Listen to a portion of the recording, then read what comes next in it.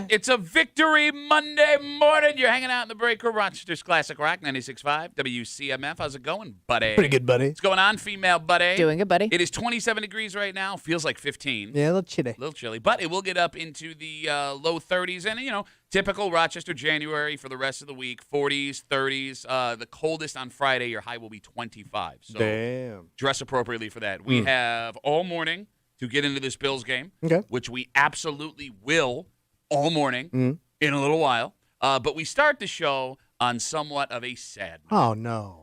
Over the weekend, it was announced that Grateful Dead guitarist Bob Weir has died at the age of 78. Sugar magnolia, blossoms blooming, that's all empty and I don't care. So my baby down by the river, knew she'd have to come up soon for air. So Bob was a founding member of the Dead. Yeah. He joined the band at 17 years old. And That's some good parenting right there. whoa. Let your kid run off with Jerry Garcia and the rest in their psychedelic van, man. Yeah, bad call. He's only worth $100 I know, million. yeah. Yeah, it worked out That's a okay good for decision. him. I mean, look, Bob Weir has toured with the Dead and all of their offshoot projects for 60 years. Is he an original member? Now that he has passed away, he is an original member. He's the last? No. Bill Kreutzmann, the drummer, is the last surviving original Dead member. How old is that bastard? Older than 78 because we were So 17. who did Mace bring out here? Remember Mace over the summer he brought out somebody who was like an original member? Yeah, it wasn't Weir. Maybe it was. Maybe it was that drummer? Maybe it was, yeah. I think, you know what, now that, but just because you said it, it feels Well, no, I it just because. No, you might be right. All right. You might be right. So we're down to one. Well, yes. One of the One original. Dead. Okay, but here's the thing. What? The Dead have had so many people in and out over the last 60 Well, years. yeah, but that- like the And original they've guy. kind of all split up and formed their own versions. But when you talk original guys, Kimmy, you know this because your husband's a Deadhead, and I want to get this to get to this in a second. Yeah. I mean, there are guys that have been in the band 40 or 50 years. Yeah, Like, I would argue that's Close Been around enough. a You're long time. Yeah. But I mean, I think you can make the argument that after Jerry Garcia died, Bob Weir was the face. He's been the face of the band for He the was last the I guy. think, yeah. 40 years. Seemed 30 like years. he was the guy you wanted to see if you hadn't seen The Dead, but we're a fan. Exactly. So Kimmy's husband, on top Yeah. of being a firefighter and beef hunk, Chiseled boy. you got it, massive Deadhead. Yeah. Yeah. He has been to multiple shows at the Sphere. Yeah. He has. Did he? He did. He went like back-to-back nights once where he wanted to see it once like on the floor and then like once up in the seats This to is in get the Vegas? full to that get big the thing? full idea. All And right. I think he's seen them a couple times when they came here, like Darien Lake or something. How was your husband this weekend? He was very upset. Really? Yeah. Oh yeah. Yeah, that's one of those things that was a gut punch for him. I mean, you I got to think. see it coming when the guy's 78 and you've been in a band. But he was still performing up until that point. Yeah. He's you been on know? the road. Yeah. Yeah. Which also leads to, a shorter life normally. He made it to 78. God bless. He might be the one who went the longest, right? Because Jerry didn't go long. Again, Bill He was like in Kreutzmann. his 50s. Bill Kreutzmann's still alive. Yeah, but he's like a drummer. Drummers, this is a healthier lifestyle. Is that what it is? Well, Yeah. it's more active. Well, dude, to his point, like drummers seem to go long in those Ringo's bands. like 90. Yeah, look at Ringo.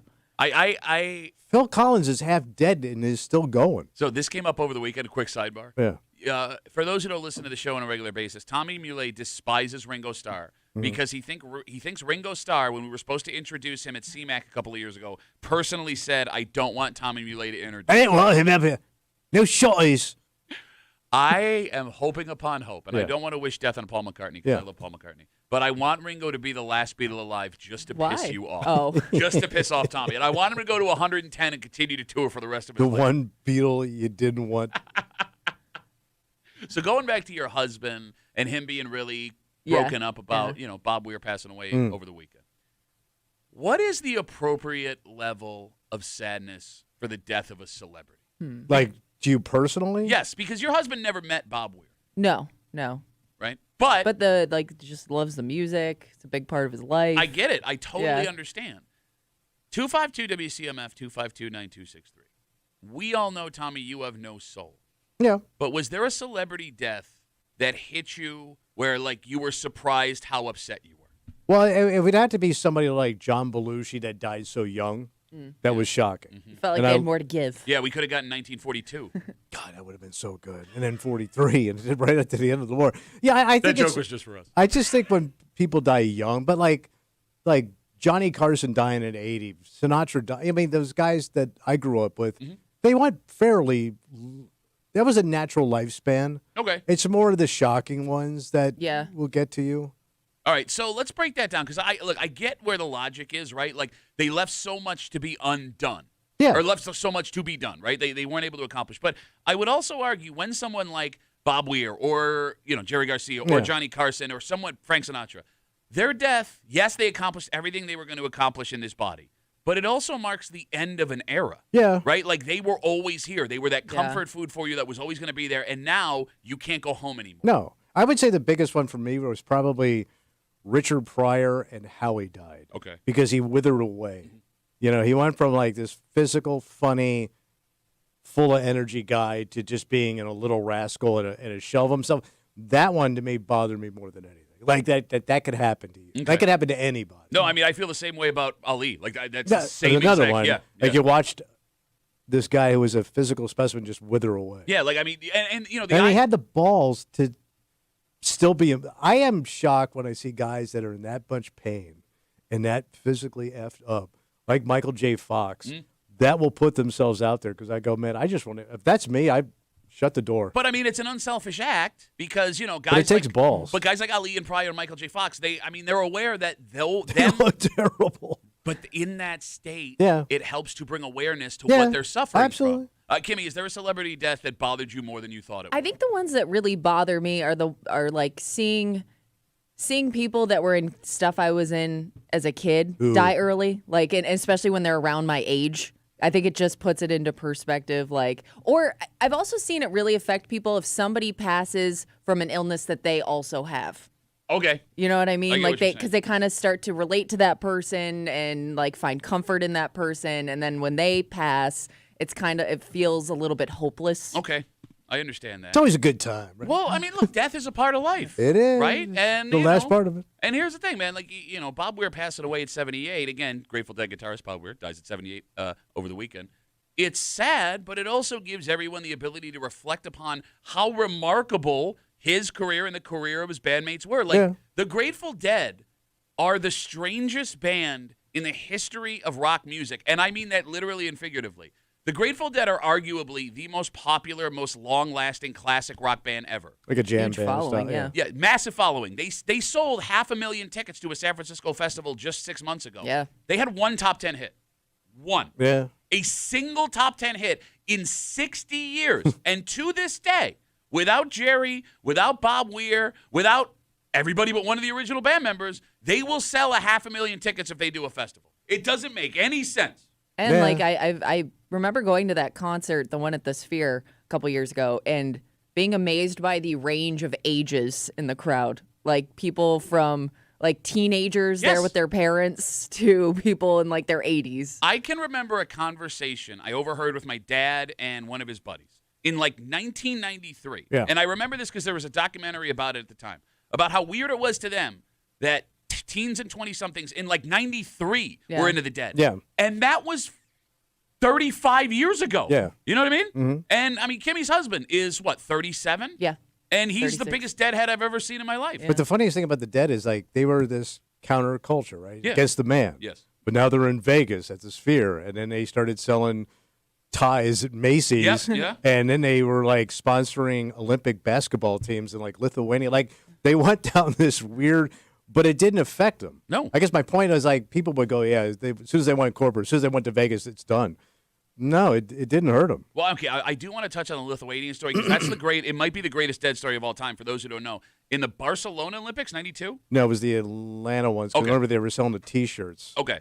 So the Lithuanian basketball team qualified for the Olympics, but they did not have a sponsor because was Lithuania part of the old Eastern Bloc? Yeah, they were like busted ass. I think it was Jerry Garcia and Bill Walton, who was a huge Deadhead. Yeah. Oh yeah. Were the sponsors of this team. The Dead paid for this team for their jerseys and their travel and all this stuff. And to thank them, the Lithuanians wore like tie-dyed warm-up stuff, and their jerseys were tie-dyed, and they sold a ton of merchandise, which raised the money for the Lithuanians to go. Google the pictures. Yeah. You see these Eastern Bloc dudes dripping in Dead tie-dye. It's awesome.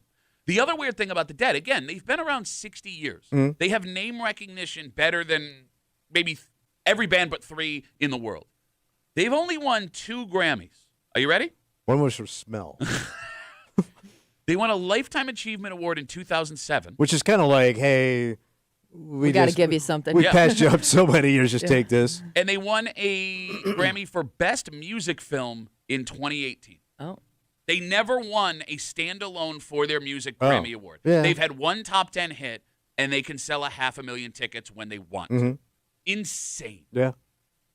And the funniest part about this is like you brought up the selling out and the massive success that they've had, and they're gods to people. Yeah. And they always stayed regular guys. Yeah. Like I saw an interview with Bob Weir the other day, and it was funny as hell. They're talking to people like, what makes you the biggest Dead fan? And they're just going like, fan. And then all of a sudden it's Bob Weir. And he goes, I've been to every Dead show since they started. And it was like, you know what I mean? It's just he's just a dude that's like likes playing music. Yeah. And they're just basic, I mean, I never got it. I know it doesn't mean they're not great. I'm Look, I'm with you. It's not for me. I'm not going to sit down and listen to a 23-minute live Dead song, but I can appreciate. And that's an actual thing. Yeah. Yes. I know. You also like jazz. I know. Which all sounds the same. Same argument. I get it. And there's tons of jazz influences in the Dead. Yes, there is. There is. And some of their music, I go, that's pretty. You screwed it up. Like, they'll start going down as they're singing. Oh God. What do you mean they're singing? Well, I do fight a fight. Could you? Because none of you them don't like can the sing. long guitar breaks? Could you give me Sugar Magnolia again? Like this song always makes me laugh because it's like Sinatra where they're just talking over the track, right? Sugar Magnolia, blossoms blooming, heads all empty and I don't care. Going to the store, gonna get some eggs. Price is too damn high. So am I. Here's how I know I'm not a Deadhead. Yeah. The two Dead songs, to your point, where I go, ooh, I like this song. I really like Touch of Grey, which every real Deadhead hates. Oh. That's their only top 10 hit. And, Truckin's the other one that everyone Wait, Truckin' is not their top 10 hit? No, it was Touch of Grey. Oh, wow. Which, as that music video, that when I was a child, scared the hell out of me. Do you remember it? No. It's just a live They're all show. kind of creepy, yeah. But then they turn into skeletons halfway through. Oh, okay. And, I was like 6 years old when I saw it on MTV for the first time. I don't know, man. Like what is interesting about Bob Weir and Jerry Garcia and everybody and how this band continues, right? You can't have a Beatles reunion show anymore. Well, impossible. Yeah, Paul and Ringo just aren't going to do it, No. right? You're not going to have a Zeppelin reunion show. We know that Pink Floyd are never getting back together. And at some point, Paul's going to die, Ringo's going to die, everybody's going to die, and it's over. It's possible that the Dead as a band never die. Well, they'll just keep adding members to it. It seems like the Deadheads have kind of embraced that new version of Dead and Company. So maybe it lives on through John Mayer and then whoever else they add to the mix. And that's just it. John Mayer has become a member of the Dead. Yeah. And they've accepted him, and it's not like somebody you think would fit that mold. You make it sound like a pack of gorillas. They accepted him. They didn't rip his did. body apart.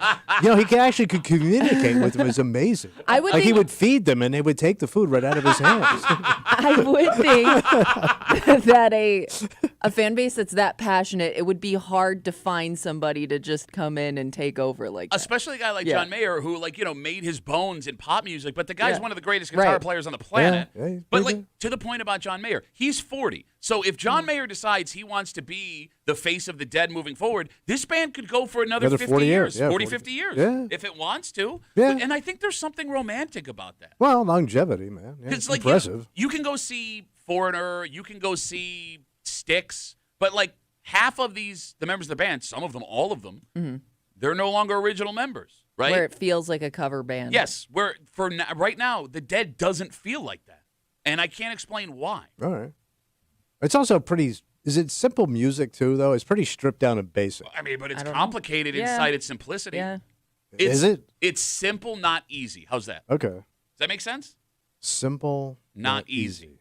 All Because, right. here, give me Sugar Bag. I know we're just picking one song. The only reason we picked this one is because it's a Bob Weir song. But, this is simple, but listen to the complexity of it. Sugar Magnolia, blossoms blooming, heads all empty and I don't care. So my baby down by the river, knew she'd have to go. It always sounds like hillbilly music to me. It's It sounds like below country. It just sounds like Appalachian, toothless, uneducated people. You were doing so good I know. for 13 How minutes. did you come to that You were conclusion? doing I've always felt like it sounds like This sounds like bass. Yeah, old, but it's like, but country's like, catchy. Like you can sing along to it. Like that's tough to sing along to this unless you're sounds like this sounds like pioneer music. Like this is what they were singing in the covered wagons going west. Well, Sugar Magnolia, I'm so hungry. Why is this water so dirty? in their defense, they've been around so long, they may have written it on the Oregon Trail. Yeah. Bill writes us on Instagram, Duffy at WCMF, easiest way to get us. He says, I was at the concert No. at Laguna Seca Raceway in California when they filmed the Touch of Grey video. It was so foggy, they didn't even need the smoke machines during the recording. Wow. That's a pretty fun fact to be in the crowd during that video. Very impressive. Awesome. And that's the other cool thing about being a Deadhead, and again, I wish I had more appreciation for the Dead, is that if you've ever been to a Dead show, it's like going to a baseball game. You'll always see something you've never seen before. Okay. yeah. You know what I mean? And it's a party. Absolutely. And yeah, they're just chilled out. And I think as we wrap this up, what's great about Bob Weir, right, is he lived long enough to see the impact that he and his friends had on the world. Yeah, because Jerry didn't really. He passed. Yeah, he passed pretty early. But it was what, 95? Yeah. So he still got a good look at it. But, there's only, you can count on one hand the amount of bands that brought, joy to the world where cities change when they show up. Do you understand what I'm saying? All right. It affects how people that even aren't their fans live their lives that day when they come into town. And the Dead are one of those people. All right. It's just a happy, good, positive vibe time. Yeah. And doesn't the world need stuff like that? Yes. And a grilled cheese sandwich. Yeah. Sounds awesome. And a miracle. And a miracle. Looking for a miracle. There you go. Rest in peace, Bob. And Bill, it's coming for you. Bill who? Judgement. Oh, the drummer? God damn it. We have a dynamite pay attention cut of break room for you this morning here on CMF. It is a Victory Monday here in the break room on CMF. Just after 7:45, we got to recap some picks from Tommy Muley on Friday. Mm-hmm. He totally forgot all of them. I did. Okay, great. We are going to recap this game with a man who was live in Jacksonville. Probably getting ready for a Spirit Airlines flight home right now. Actually, I take that back. They don't fly into Rochester anymore. Probably available. Yeah, true. Dan Fates from 13 Wham at Buffalo Plus joins us just after 9 o'clock and just after 6:45 this morning. Yeah. The only way the Bills were winning that game yesterday was in the exact way the Bills won that game yesterday. And I'll tell you what I mean just after 6:45 here on a post-game Monday, Victory Monday in the break room on CMF. But first, Tommy. Yeah. A lot of talk about obsessive fan bases. Football Friday or post-game Monday, Bills fans obsessed. Deadheads, obviously obsessive. But they're not the only ones. In fact, on Saturday here in town, there was an all-inclusive event. Why are you laughing? What busted-ass event. Bro, you're going to laugh?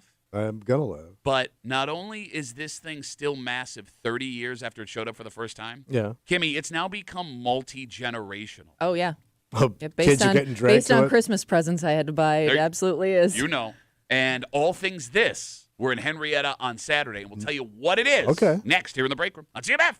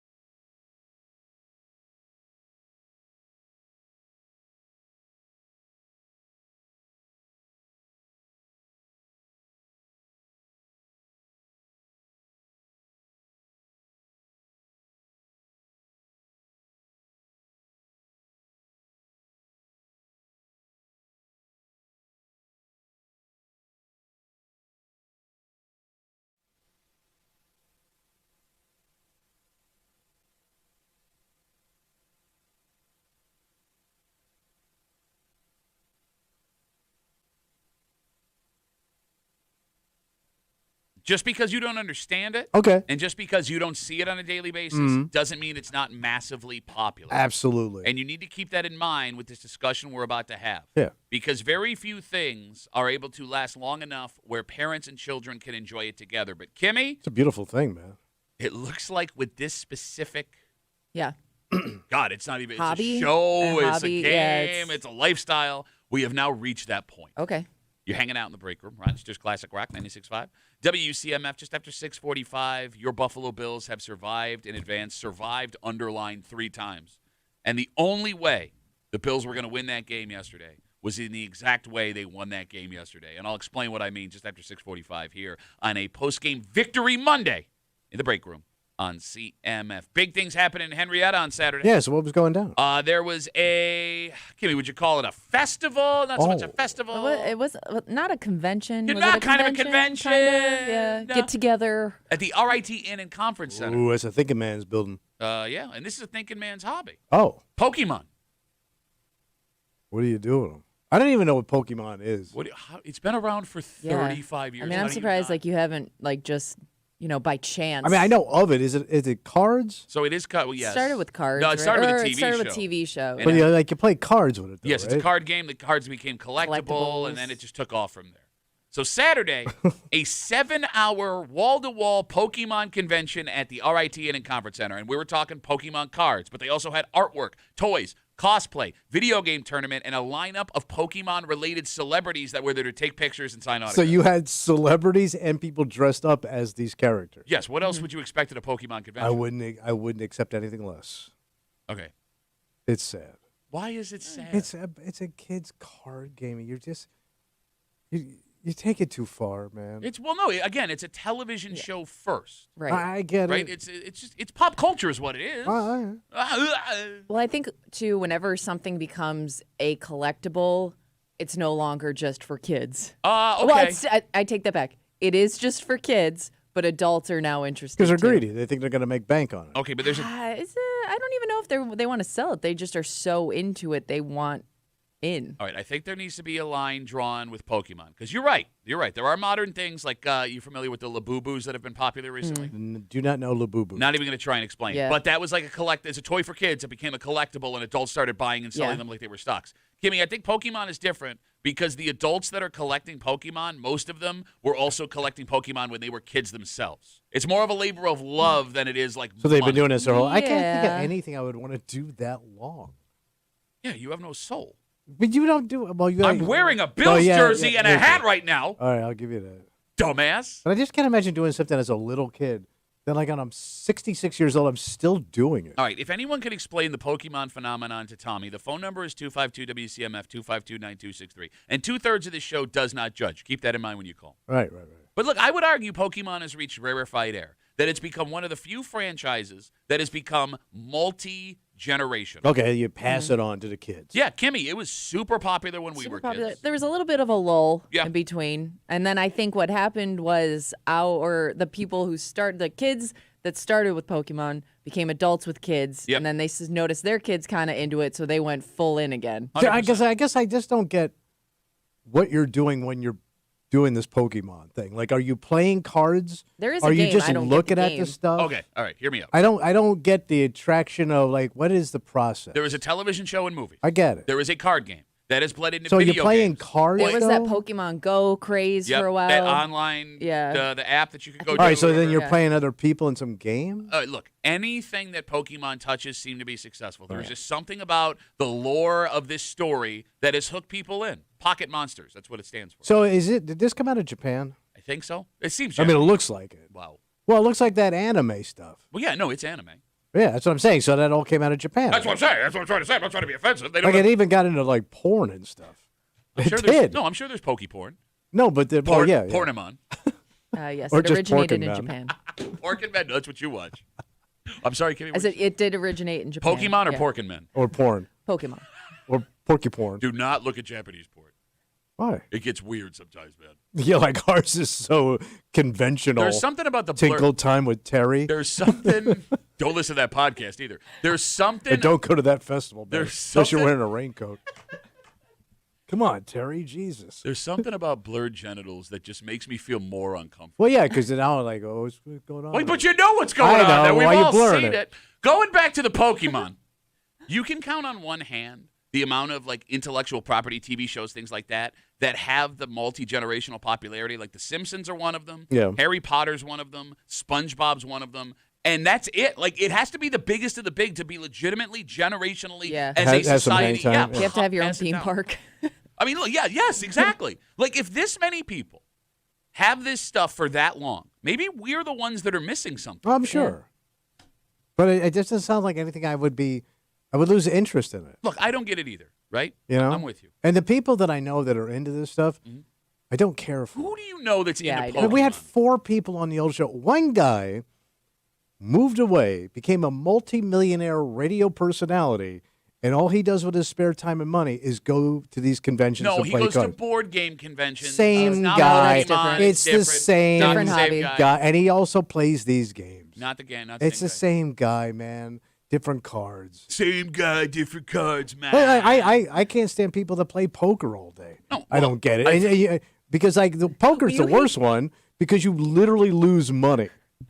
You hate everybody with a hobby. Yes. You don't. There really isn't a hobby that you understand.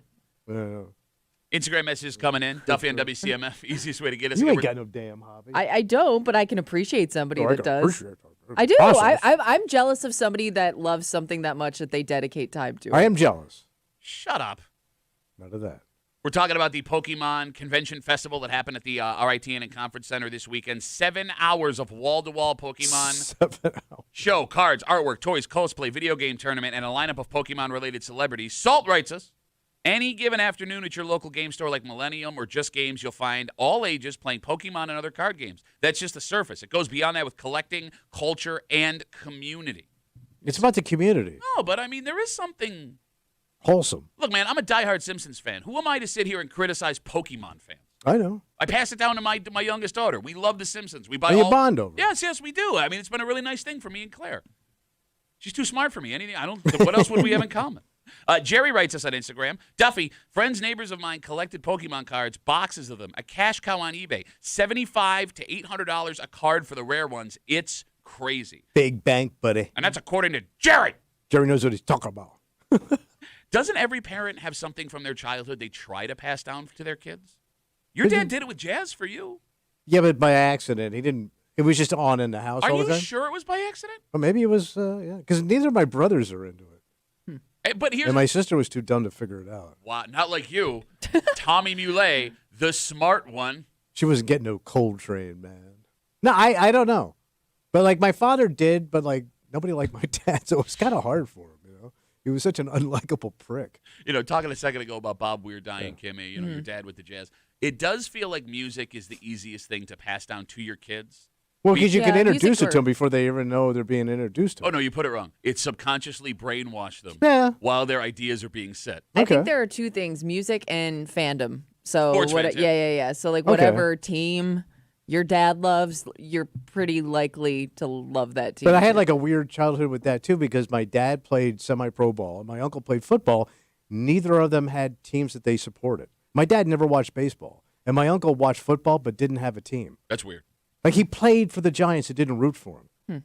He just watched football. You know, for a guy that doesn't care about like past stuff like that, you bring up your uncle playing for the Giants. And, Well, it is pretty unique he to have a played guy for the to. Giants. He played for the Giants. I mean, your family was still just trying to figure things out. My dad was on deck when Joe Carter hit that home run in the Sky Dome Well, that's when when it came together for the man. to win the World Series, according to him on a cruise ship. Do you feel like though the hobby thing? Because I do remember a couple times where it was like my brother got into a hobby and my dad jumped into that hobby because Oh. my brother wasn't like it's a reverse roles. Like I do remember my dad all of a sudden getting into Pokemon cards. Wait, your 'cause it dad was into Pokemon cards? Well, only because it became like a collectible thing. Like he also enjoyed the thrill of like opening up a rare card. Okay. You know. Well, I mean, look, when in that way, Yeah. when you boil down Pokemon card collecting, sports card collecting is blown Yeah. up again. It really is just a casino in a bag. I think that's probably Okay. part of it. Yeah. Because like You're hoping you hit. exactly. Yeah. I don't know if you've seen this on social media. I get fed it to myself all the time because of the whole football sports thing. What's up? Like there are these channels now that exist of influencers that just open boxes of sports cards Yeah. live into a camera. And, it's a great country we live in. It is pretty remarkable. But you can make a living doing No, that. they do. They make Opening a living. box. One of the most popular companies that does this is based out of Rochester. It's called We the Hobby. It's down the street. Oh, yeah, you were telling me. Yeah, Village Gate. And those guys started it here. Right? Yeah, I mean, they're really the ones that kind of kicked off this whole we're going to open cards on camera. And they have a card shop you can go buy stuff at, but, like, it seems like a lot of their revenue comes from opening cards on camera. Like streaming. Yeah. It's ridiculous. But it works. Yeah. I mean, hell, man, whatever takes your mind off of the crazy stuff. Hey, man, everybody needs a relief. You know, you keep saying this like it's not a real thing right now, or has always been. All right, everybody's got their thing. You're telling me you couldn't be friends with a grown-ass Pokemon fan right now? No. I call the cops on them. For what? That cop is probably going to show up and start trading Pokemon cards with him. Man. I don't like those guys. You don't like them either. No, I have friends. I mean, that are you into tolerate them, but you confuse being tolerant with liking. That's not what? Sometimes you tolerate people, and I know you secretly don't like them, but you know you don't want to be a bad guy, so you're like, no, he's a good person, he's okay. Both have buddies that have weird hobbies. Yeah, and I can't stand him. We just tolerate him. I don't want to look bad like dumping the guy. You're my friend, and I don't tolerate you. I'm ready to leave right now. The amount of times I have to try and defend you with Bill Grays, and then finally I'm just like, nah, he's a piece of crap. You're right. Speaking of, hell of a crowd yesterday. Oh, I bet, man. Out at the Bill Grays on Child What a Avenue. game. Bro, the only way the Bills were winning that game was the way that they won that game yesterday. And we will get into it on a post-game playoff victory Monday next in the break room on CMF.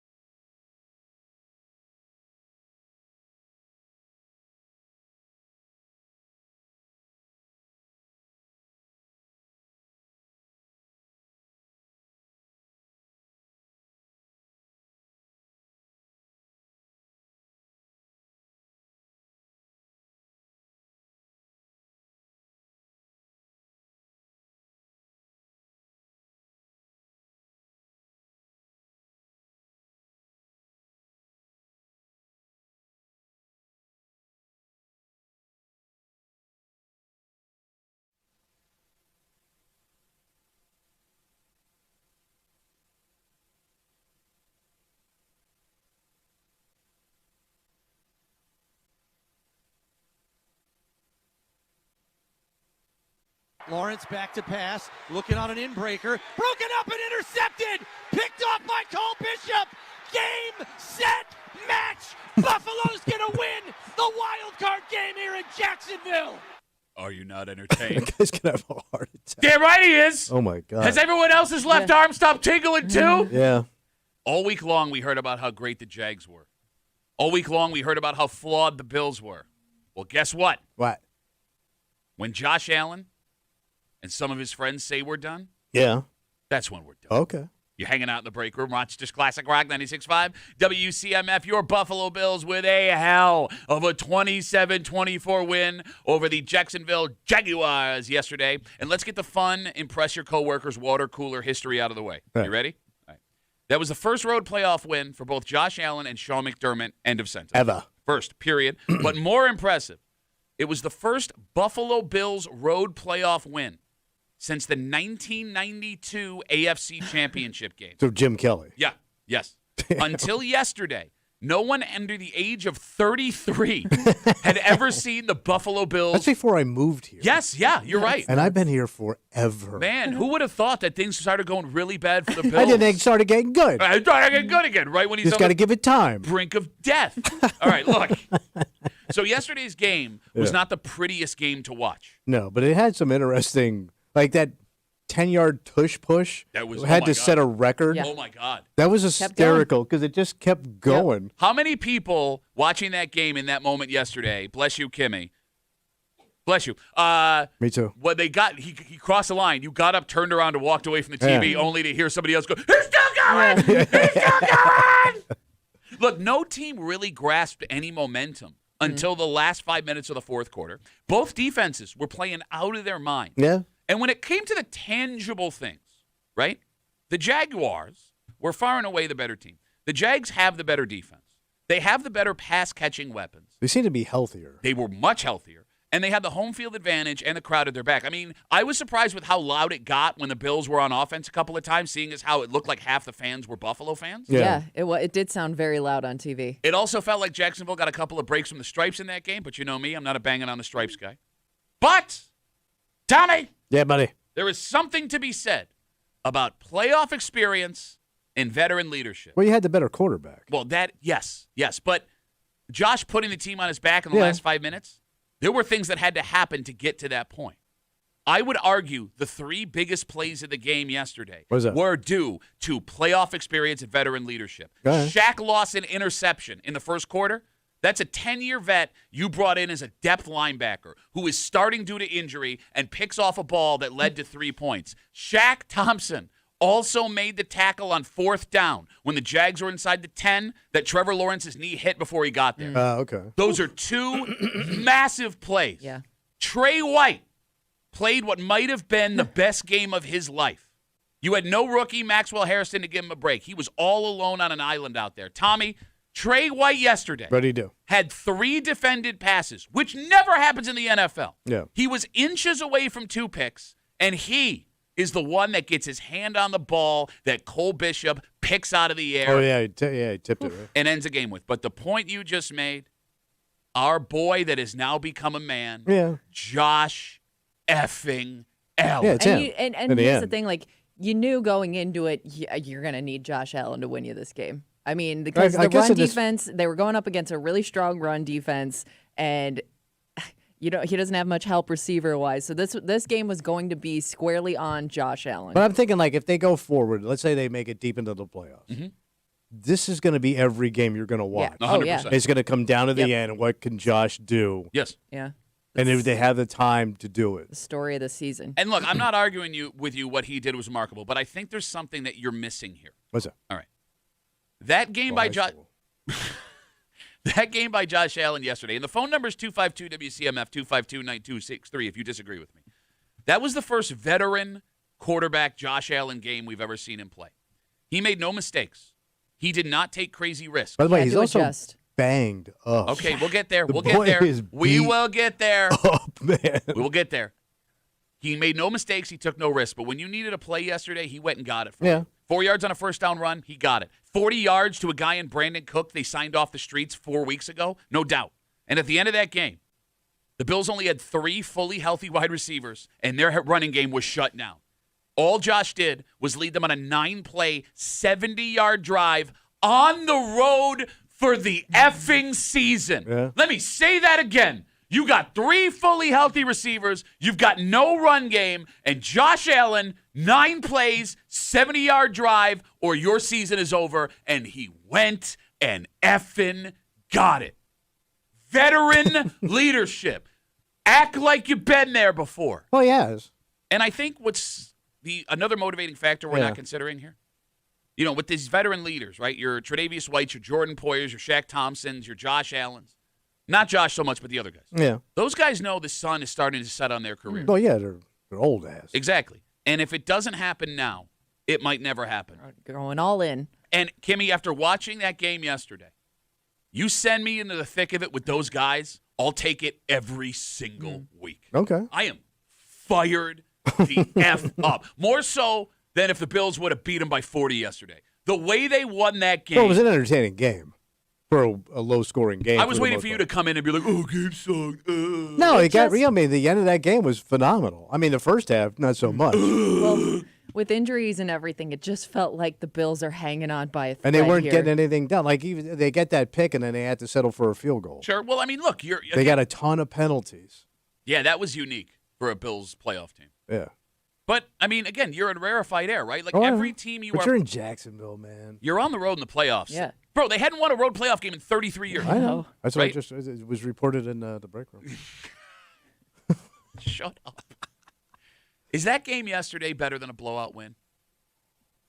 Entertainment. Oh, yeah, because it kept you into it for the whole. I mean, that Jets game where it was just like they were just pushing them around. After a while, it became boring. Well, that's a low-stakes game, though. No, but I'm saying, like, it was just like, that was a blowout, though. Let's do a comparison that are exactly the same. Would you rather have a game like yesterday or a game like the Bills' perfect game against the Patriots where they scored on every single drive? Which one is more entertaining to sit back and watch?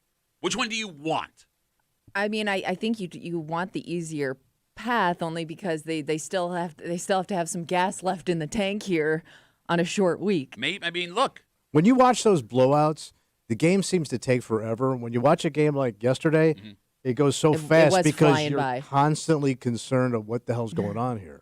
You know what I mean? So time just flies by. All right, so Kimmy touched on something that everyone needs to know. It is official. Your Buffalo Bills will take on the Denver Broncos. It's going to be on Saturday. The kickoff will be either 4:30 in the afternoon or a primetime 8 o'clock start. And Tommy and I were having this debate off the air because the other Saturday game. It's the San Francisco-Seattle game. You got it. So I figured that would probably be the night game because it's a, deep West Coast rivalry. I would argue that Josh Allen versus Bo Nix is a much sexier game than Sam Darnold versus Brock Purdy. Well, I'm just thinking like market size, no? No.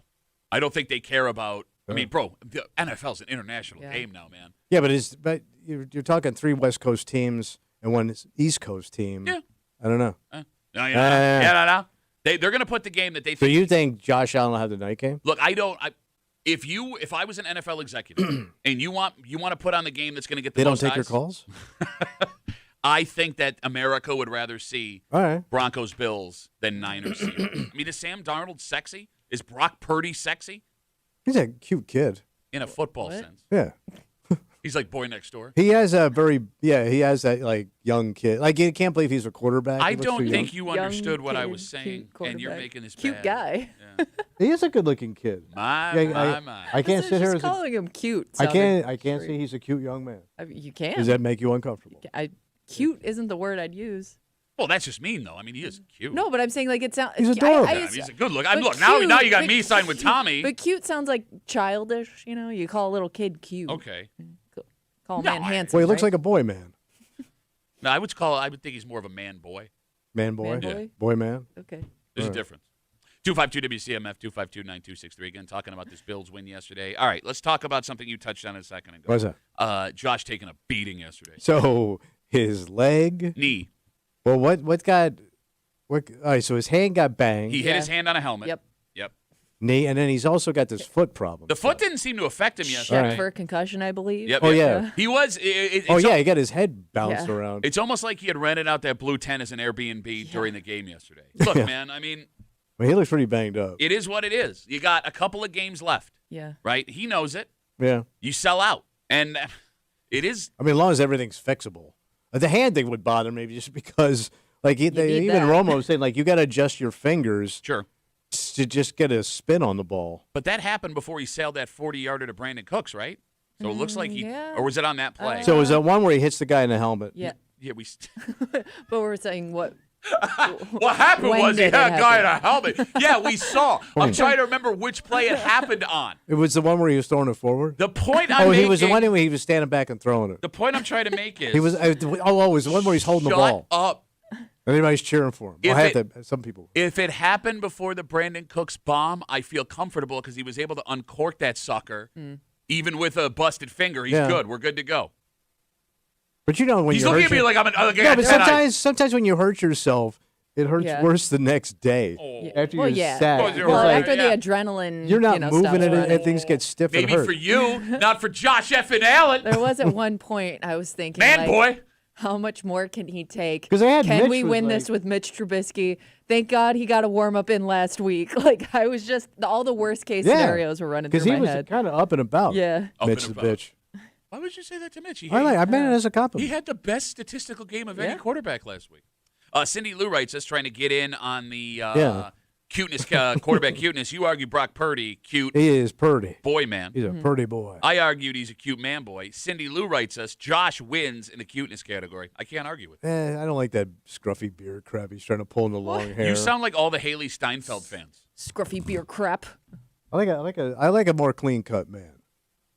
I like a smooth man. Yeah? Okay. Yeah. It's very your generation. Smooth? Yeah, I'm just saying. yeah. You put on a tie, you bum. Get a crew cut. Can I be honest with you guys? Yeah, sure. Well, look, I mean, like we're talking about, the blowout versus the whole game the way it went yesterday. I want that game every single week. Yeah, but can your heart take it? I don't know. Hey, look, if it can, I don't have to worry about the end. But like Kimmy, when that goes right, there is no rush like that rush we got yesterday. No, on that's Earth, for sure. right. When you see Josh cross that ball line, when that ball goes up in the air, When you just get the urge to hug a stranger. yes, look, when Trey bats that ball in the air yesterday and it is hanging, and you see Cole Bishop's eyes lock on it, there is a 3-second period where you are living your entire life. Oh. Man, like if you could bottle that 3 seconds between tip and ball coming into Cole's hands, I don't know how much money I would pay to have it. That feeling in there. I've never done heroin, but I would imagine that's what heroin feels like. You should try touching yourself. You can also get that feeling. For a cute man boy. Can I be honest with you guys? I know we're talking about the game coming down to the end and being all stressed out. Yeah. What's going to happen here? There was the moment I knew the Bills were winning that game is when that Jags field goal kicker missed it at halftime. Oh. After he hooked that field goal, there was no doubt. Well, it was funny because that's all they talked about. How great this kid is. Yeah. He was banging him from 65 yards, They jinxed him. before the game. Tommy, he has the 2 longest field goals in NFL history. Yeah, what is it, 68 yards? You got it. Like, for the Jags to catch that kind of break, the clock had obviously run out, and their team was not set. Like, it was a double screw up by that the was referees. A weird sequence. For them to get that done, get that luck, for that kid to miss it, that's cosmic stuff. That is some cosmic stuff, man. Yeah. And for McDermott to then in the second half go and avenge his first ever playoff loss with Tyrod in Jacksonville. Tyrod, excuse me. Tyrod. It was That's beautiful. how you say it. Well, no, he was so nice. Yeah. We were saying his name Everybody wrong to was. his face, Yeah. and he didn't correct us. Yeah, he wasn't really listening to us. That could be it too. He was on his phone. No, the moment he hooked that field goal going into halftime, I texted my brother. We win this game. It's over. You cannot have that kind of break and lose the game. So, Bills, Broncos, after tonight. Buckle up. Thanks, Kimmy. I think the hardest team we see in the playoffs was the Jags. Well, that's what they You were think? saying yesterday. That was the toughest defense you're going to face. Yeah, like hands down. I'm not scared of Denver's D. And by the way, everyone's talking about, playing at Mile High and how much harder it is. One, these guys are finely tuned athletes. Two, if I'm not mistaken, Josh Allen played at Laramie, Wyoming, which is about the same elevation. Yeah, you played in the Rockies. It's the same thing. Yeah. The Broncos are an interesting team to me too because like the Bills, they've had these crazy comebacks. Like they aren't a team that's necessarily dominated the whole way through. You're talking about Denver. Yeah. Yeah, and the one thing the Bills are good at is when they get a lead, keeping that lead, running the ball, killing time. Like if that double dip thing, scoring out of halftime, scoring going into halftime, scoring out of halftime. If they can pull that off, they're off to the races and it's over. So fingers crossed, everybody. All right. Let's do the damn thing. Let's take a break. There is a story coming from the east side this morning. What happened? And it is a story full of contradictions. Because on one hand, what this kid did was heroic. Oh. It's a heroic thing. He did not. Okay. He didn't have to do it. He sprung into action. He saved a life. So what's the problem? Well, you should not do this. You should not do this. And the life he saved was not one of a human being. Oh. So when it comes to your life. Yeah, versus this thing. Yes, because his life was in danger doing this. We'll get to it. All right. Next here in the break room. Let's see you back.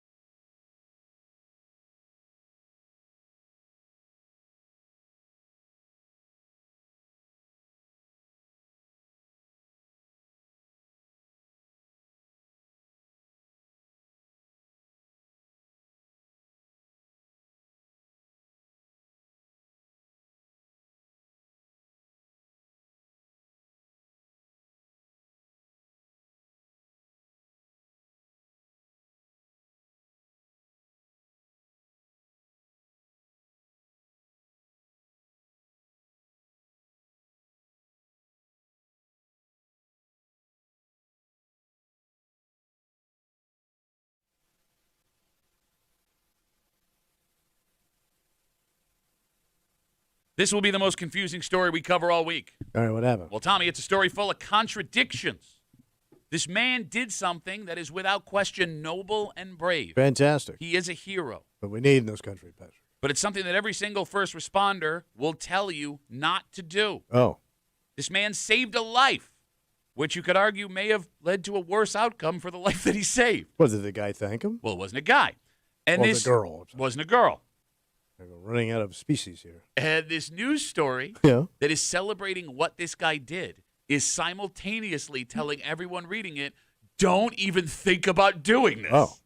You're hanging out in the break room, Rochester's Classic Rock 96.5, WCMF, just after 7:25, 7:30. You know, a lot of people needed food during the game yesterday, right? Oh, sure. So the go-to, you pick up the phone, you call a pizza place, you get a pizza delivery. Nice. It's the go-to for like any delivery you need, really, or at least that's the way it used to So be. what's the problem? Pizza, when it comes to getting dropped off at our house, Yeah. is fading fast. Right, pizza's going away? And the reasons why, Tommy, What's wrong with people? we'll get to it just after 7:30 here in the break room on CMF. There is a video, Tommy, that has gone viral locally, celebrating the valiant efforts of one local young man. What do you do? 24-year-old Eric is the man in question, and the story on News 8 said that Eric's mom looked out on Irondequoit Bay one morning to see a baby deer that had walked out onto and fallen through the ice. Oh, poor thing. The baby deer was in serious trouble, Yeah. and Eric leapt into action. What do you do? In the video, you can see Eric swim walking a few hundred feet. Right, in the freezing water. You got it, to get to the baby deer. And by the way, it was not a flawless execution. Eric was in that water for a while. Yeah. And it took a few tries to get that baby deer out. So did he? You said he swam walk, so it was looks shallow like- enough for him to like wade to the Kind like, of. chest high. It kind of looks like it comes up to his chest. Okay. Right about his nipples. Yeah.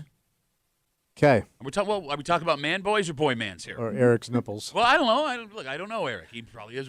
I don't know how high Eric's nipples are. You can't in Probably the a video. standard nipple. Well, I don't know. Like, look at us. We Height. look like we have standard nipple height, but you take our shirts off, lower nipples than you'd expect. Right. Anyway, in the end, Eric got the baby deer out of the water, off the ice, and safe. And even Eric admits in the story, things started to go a little sideways. Yeah, like hypothermia. To quote the story on News 8, Tommy, Eric described a numbing cold. His lips, his fingers, and toes even turned purple. Oh my God, sounds like Kimmy's honeymoon.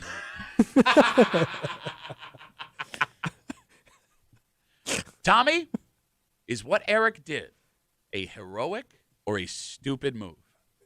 I'm gonna say like stupid. Why? Because like it's one of those things where like you could rescue the deer, and 20 minutes later the goddamn thing would be out on the water. You know what I mean? Like it's just a dumb animal. Yeah, sure.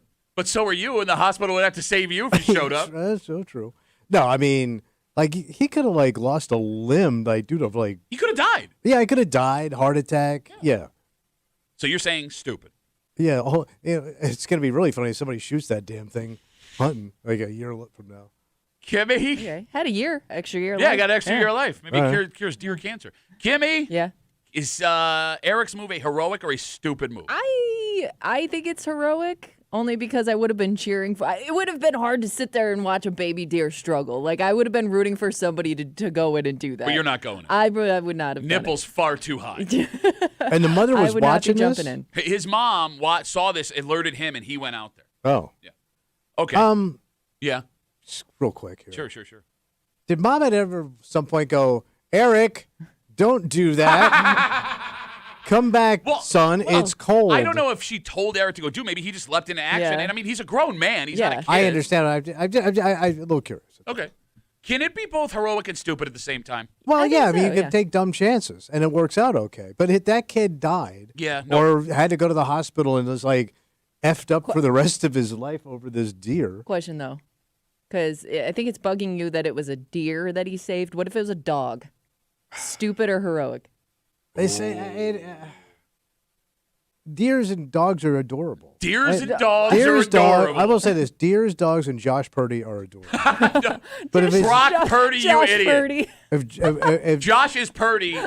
Brock is last name. if Josh Purdy. Purdy was out in that lake, maybe If that was go your get him, dog, you're because he's got a going in. playoff game.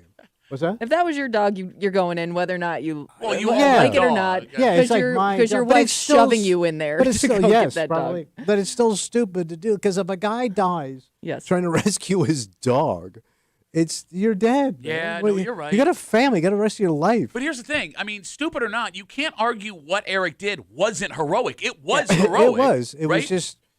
was just displaced. Whether or not he knew the dangers when he jumped in, he did at least, at minimum, risk his comfort to go in and get that thing. Would either of you have done what Eric did on Irondequoit Bay, jump in that water and save that baby deer? Oh no, I can't handle cold water. Number one. Kimmy, would you have done? I don't think so. I don't even think like in the moment of panic I would have No, but too much of a been able to jump in there. too much of a puss. It's a very weird story the way News 8 did it. Yeah. Because on one hand, they laud him as a hero. The headline of the story is Man Rescues Baby Deer from Icy Irondequoit Bay. But on the other hand, half of the story is information from experts saying never do what Eric did here. Yeah, like I wonder how long you can be in that frigid of water before you start doing damage to yourself. So I can tell you right now, there is a part in the story where they say the cold shock of getting into freezing water can take you down within 2 to 3 minutes. And then Take you down? Take you down. And then right after that, one of the reporters asked Eric if he would do it again, and he looks at the camera and goes, yes. Hell yeah, man. So is this a story about being safe, or is this a story celebrating a guy who rescued a deer? Well, I mean, it's... They're celebrating because it all worked out. But that's just it. Like, what are you trying to... And here's the thing. Don't get me wrong. This kid seems like a great kid. I'm like, sure he good is. for Eric, man. It's awesome. Yeah. But, like, it's kind of a disjointed story here because you can't be like, look at what he did, and then be like, don't ever do this again. Yeah. Kimmy? Yeah. Would you let your husband do what Eric did? Well, I mean, I'd have to. No, let's say he looks at you and he goes, I'm going to go in and get the deer. What do you think? My husband, like, has a job where he puts himself in danger a lot, right? And he's handled it would be cold hard, things. It would be hard for me Very to, cold. to call him on his judgment, I guess, Okay, but like your husband, all right, look, again, your husband is a firefighter. Yes. When he goes into dangerous situations, it's to rescue human beings. Yes. Right? Yeah.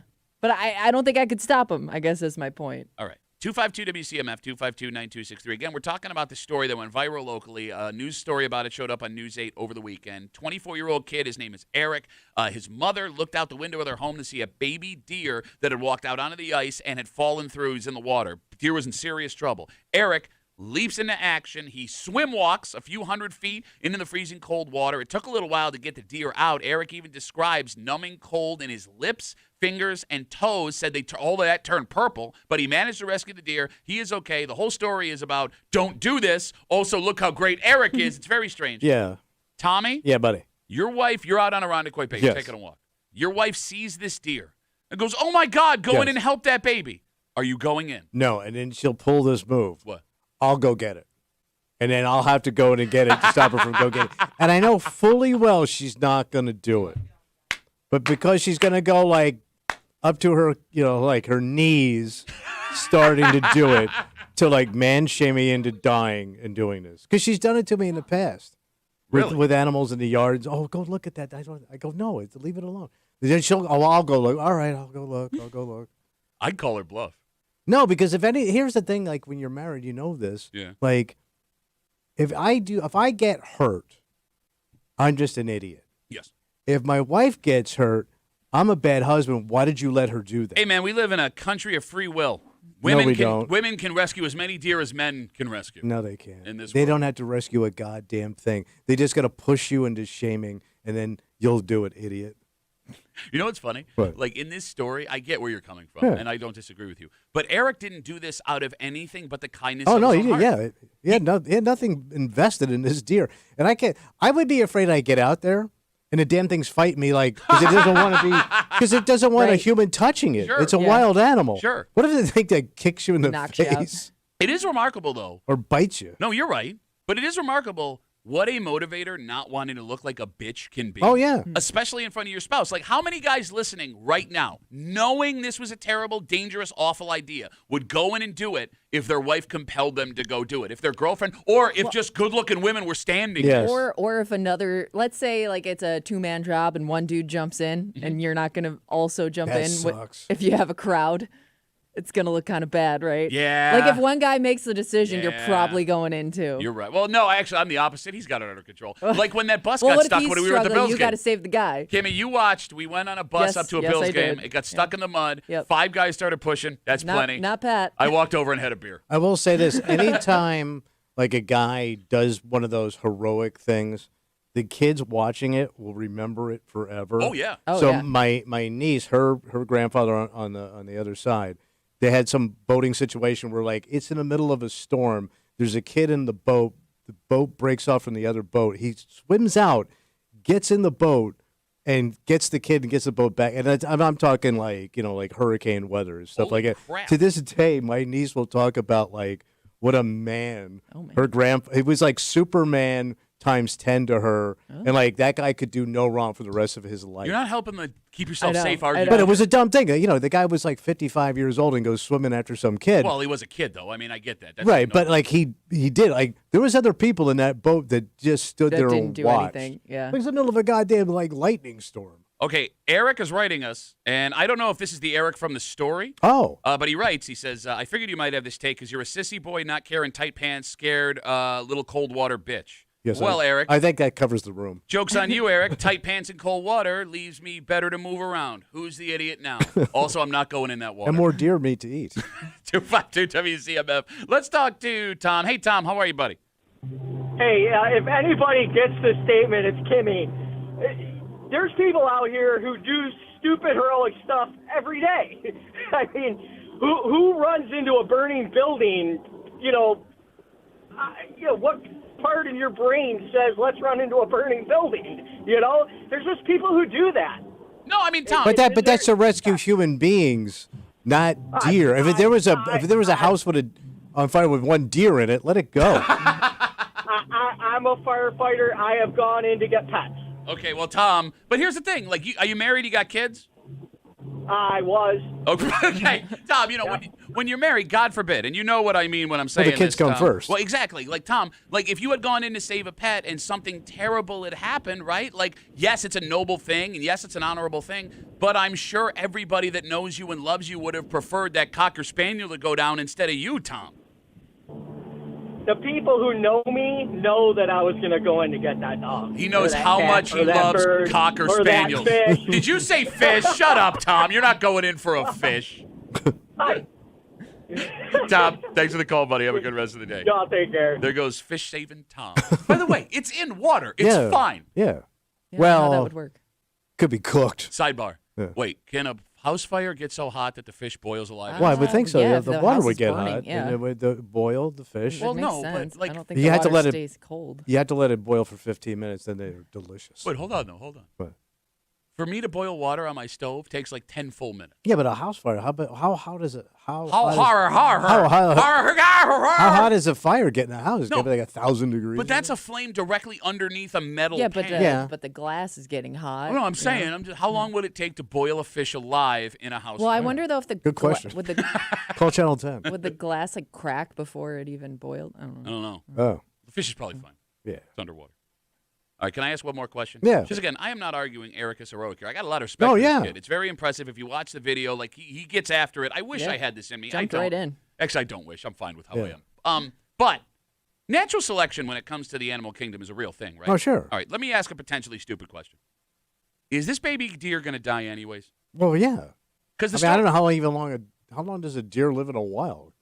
No, I guess what I'm saying is there's nothing in the story, and I don't know because I wasn't there, Yeah. that says anything about like a mom waiting for the baby deer. Oh, yeah. Does that mean the mom knew the deer was effed and took off? Is the deer out on the ice because maybe mom has been hit by a car and isn't around for some reason? Oh. Maybe she's down at the bar Yeah. smoking her deer cigarettes. She don't take care of her fawns. It would be the ultimate kick in the scrot What's that? for poor Eric here to risk his safety, his life for this deer, and it dies in 5 days, No, that could happen. right? And again, even if the deer But I is guess at least like you didn't watch it died some other way. okay, I don't you know. know, It'd be under- You gave you it know how 5 you- more days. you know how you can make sure you don't watch but it you'll die? never know. Go in the other room. You know what the problem is, too? Like on Instagram and stuff, they'll show you these fake videos of like animals being rescued, and then the animal comes back and thanks you. Okay. Like it would know that. Well, yeah, Like, they oh, have- look, you saved that bear and it brought you a salmon. No, that didn't happen, man. There are a lot of AI videos like that. Like, yeah, like, you know, like, That's AI? Some of it. yeah. Oh. Like your dog brought home a little baby polar bear, and then the mama bear came back to thank you, and then ate your entire family, and then polished up a couple of Cokes. Robert writes us on Instagram. Duffy on WCMF, easiest way to get us. I had to go into my pond years ago to rescue my cane corso. Is that a dog? I hope so. Yep. Okay. My dad was flipping out and It's yelling a big dog, too. because I handed my coat and said, I'm going in. After the dog and I got out, Dad stood there smoking cigs and said, I've never seen anything like that. He still brings it up to this day. Oh, I thought he would have died from the cigarette. Robert finally earned the respect of his Oh, dad. his paw. But again, I mean, it's his dad loving his son, right? Like, But you wouldn't want to see your daughter doing something like this, right? absolutely not. You'd be screaming, "Get out of the goddamn water! You're gonna get killed." 100%. 100%. All right, I'm going to read a long one here Hey. because we're getting all the hero stories. And when you do a hero moment, I They want all you to come have. out. All right. David writes, I do HVAC. I was out at Marketplace Mall, 40-degree weather. It was raining. I heard screaming, looked over, saw a Cadillac that had driven into a big pond. Elderly couple screaming for help. I remember this story. The woman was probably, she was a big woman, 5 feet tall. She was struggling and fell under. I had to wait out there, carry her out, fireman's carry, brought her out. Probably 100 people or so were pulled up in cars and maintenance. One person gave me a hand as I went back to get her husband, who was terrified. He was like 90 pounds. The water was up to his neck. All I remember was his, not one person assisted me. There were plenty of blue-collar construction men around. I froze my dong off. Marketplace Mall security called my boss, told them what I had done, and asked if I had performed the service call. I mean, but again, those are human beings. I wonder But I'd if still be that's- afraid, like going up to that car with these two elderly people. You know, that Yeah. woman might bite you or start scratching you. You don't know how they're gonna react. You know.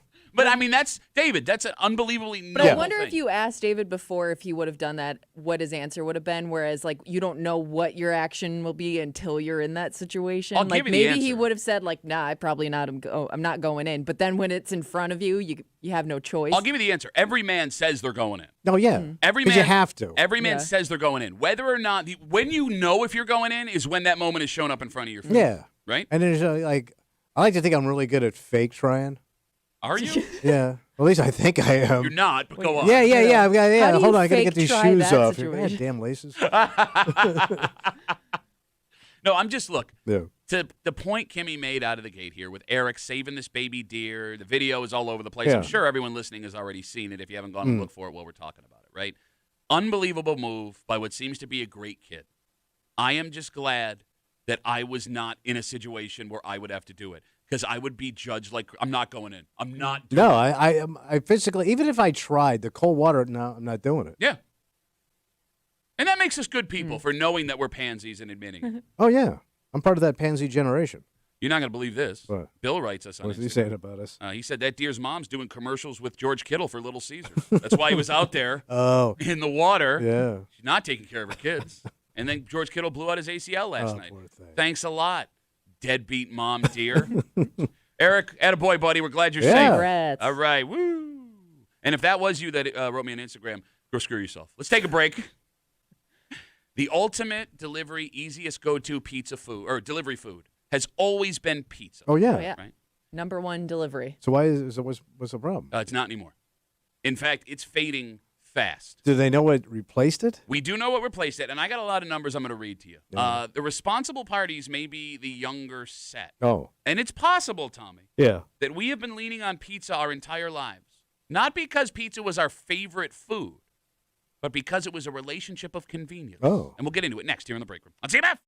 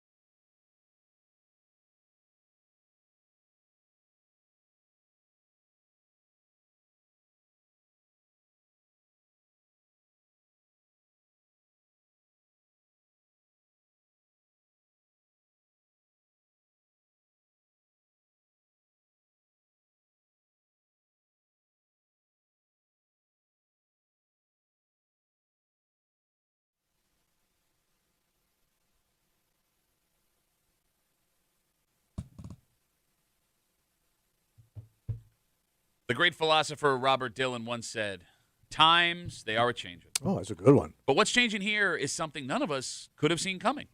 This was the easiest of the delivery foods. It's been the favorite food for tens of millions of Americans for decades. I don't know anybody that doesn't like it. If you don't, I don't get it. Amen, brother. But it turns out, maybe this whole time we've loved this food not because we love the food, but because of the convenience. Oh.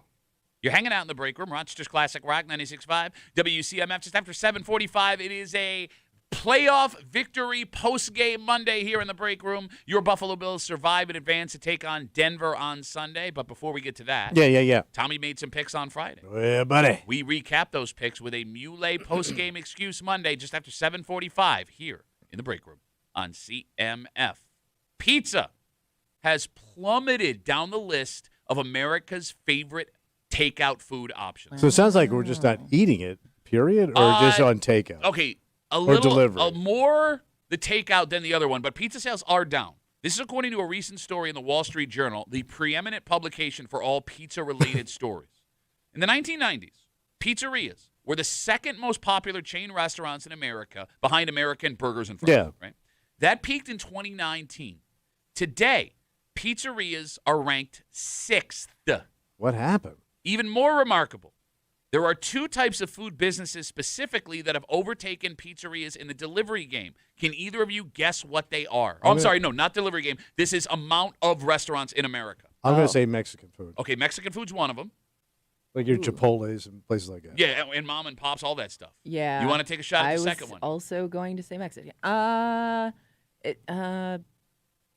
I mean, I would say Chinese, but that's always got to. That's would probably say always up sushi. there, right? Nope, coffee shops now outnumber pizzerias. Coffee Oh. shops, bakery kind of places. Yeah. So right now, there are more Mexican restaurants than pizza places, and that checks out with the story that we had last year. Because for decades, Italian food was the favorite, quote, ethnic food for Americans. Yeah, number one, baby. But Gen Z and younger, right now, it's Mexican. Hmm. And that push has plummeted the amount of pizzerias and raised up the amount of Mexican joints. I'm going to ask a question. What's that? And the phone number is 252-WCMF, 252-9263. We all love pizza. Yes. But did we love pizza so much back in the day? Because for years, it was the only food we could get delivered. Oh, I mean, maybe that's. Convenience of it all. And you also said pizza got super expensive. Yes, but okay, so let's talk about that. There is a belief in this article Yeah. that people, when they order a pizza, are now stunned at what it costs. And that is due to the rising cost of ingredients. And I get that. We've all had that moment the last 3 years where, like, they tell you what the pizza's going to cost you. You're like, oh! But you order any other food from a delivery app. It's not cheap. No, and and you it's- got a tip, and and there's then- other fees involved. And, like, when it comes to, like, pizza delivery, they're one of the few delivery places that most of them, if they charge you a delivery fee, it's small. Where when you order on, like, Uber Eats or Grubhub, you're paying, Kimmy, double what the food And costs. sometimes you have to wait a lot longer. Exactly. And But it's still coming to my door, which it didn't before. But the pizza did. right. Right, but that's what I'm saying. Now the convenience of having anything I want delivered. So it's too much competition. I guess with the argument of Tommy's question about the price, yes, the price of pizza has gone up, but I would still argue pizza is the cheapest of the delivery And it's options. usually like if I got a bunch of people, I know everybody likes pizza. Yeah. So if I get a pizza, Yeah. I've satisfied everybody. If I start going down these weird different foods, like I don't like this, I don't like that, I got an allergy over here, okay. Well, here's the other thing. Restaurants have started to pick up on this. Like, let's use a Bills game, for example, right? Like, you're going to have 10 people over and you need food. Yeah. Fried chicken places specifically are building out, here's food for 10 people. Oh, okay. Here's your sides, here's your entree. KFC runs stuff like that. Arby's Yeah. runs stuff like that. McDonald's did the Bills Mafia box Mm-hmm. for a little while. Like, these restaurants caught on. Now that the food can get to your front door, they will sell you a crap load of Package. food. Oh, all right. Exactly. But, like, outside of Chinese, Mm-hmm. before Uber Eats and, like, what other food was easy to call up and get brought right to your front door? Back in the day? Yeah. That was it. Is there anything I'm missing? Well, there's No. also some food what I would think like doesn't hold up when it comes to like delivery, which I would think something like Mexican food, like you're gonna sit down and eat it at the place, unless it's like Taco Bell maybe. Okay. But even still, I'm eating it right away. But that's the other thing about pizza. It travels so well. Right. Right. Like, yeah, you're right. It can sit. Yes, my Mexican food, Kimmy, I want it is second it Yeah, hits my table. it doesn't. It Because doesn't. it starts falling apart. Right.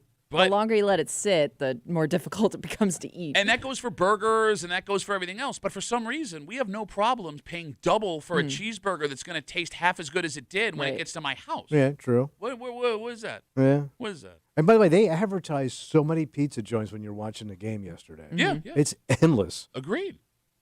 Duffy on WCMF, easiest way to get us on Instagram. Folks writing us again. A story in the Wall Street Journal says pizza popularity is plummeting right now. It is no longer the most popular food delivery in America. It is also no longer the second most, how do I put this? Located, with the most locations in America. It has been eclipsed by coffee and bakery chains and Mexican places. Dom writes, not for nothing.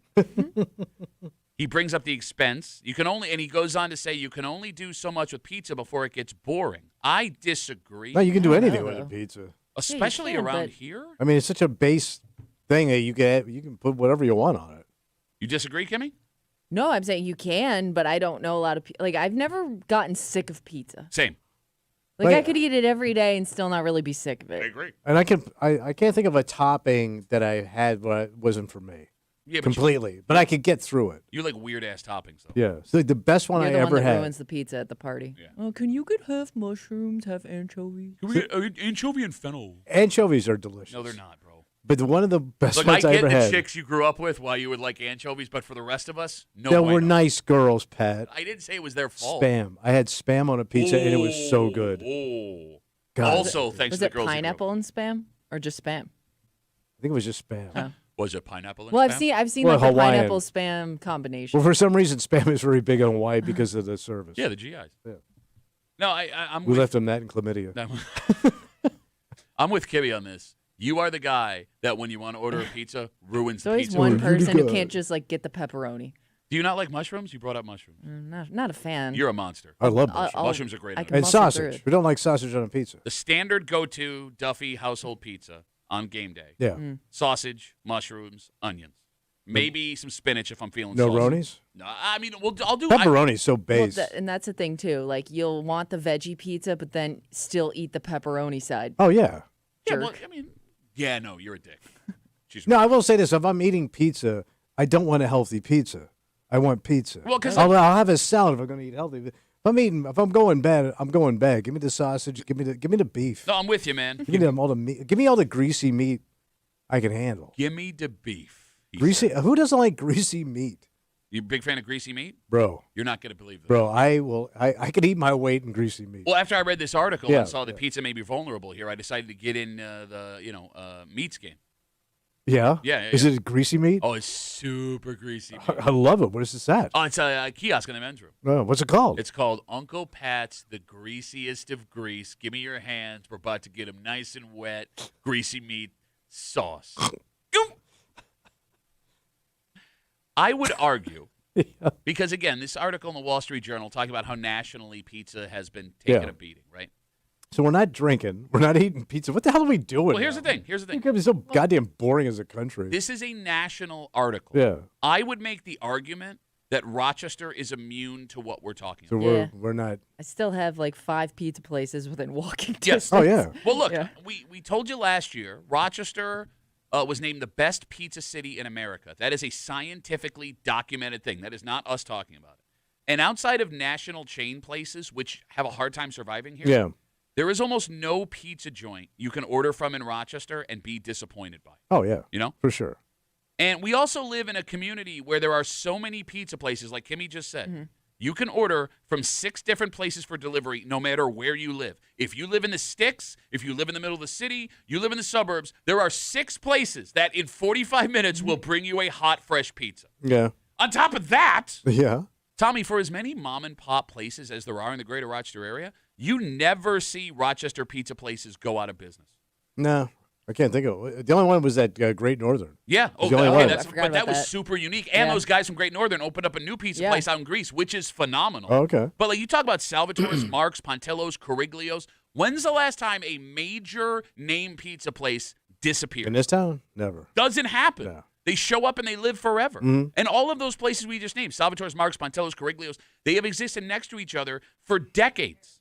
Some of them are in the same, Yeah. shopping malls or strip malls, right? Yeah. Like they can see each other. Yes. And that's not counting the, 70 standalone pizza places that exist on their own. You know what I mean? Slim. Your Columbinis and your, Ken's Pizza Corners and your stuff like that.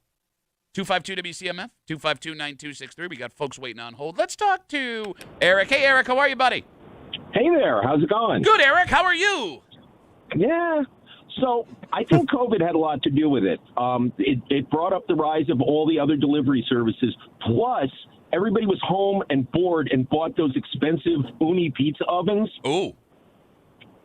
So you're got to more home justify pizza that. makers. No, that's a good take.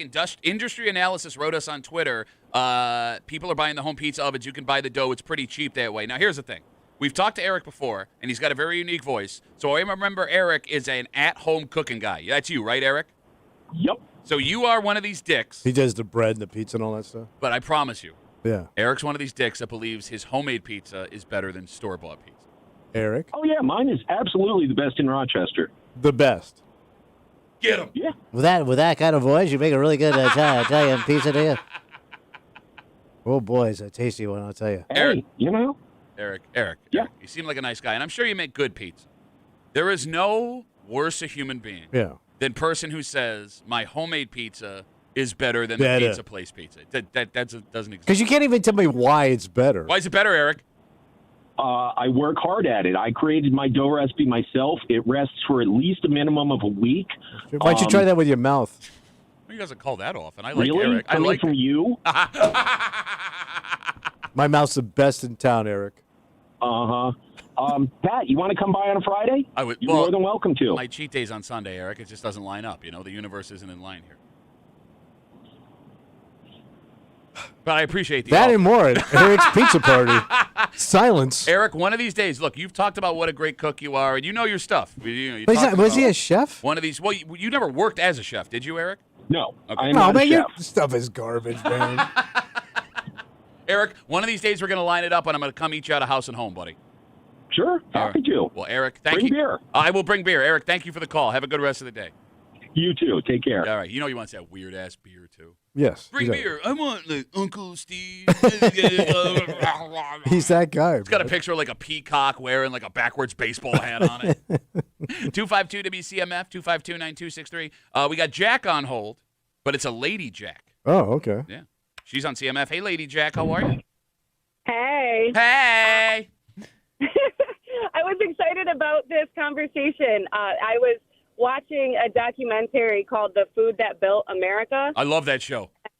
That's a show. There's It's a whole, yeah, go ahead. I'm sorry. Right.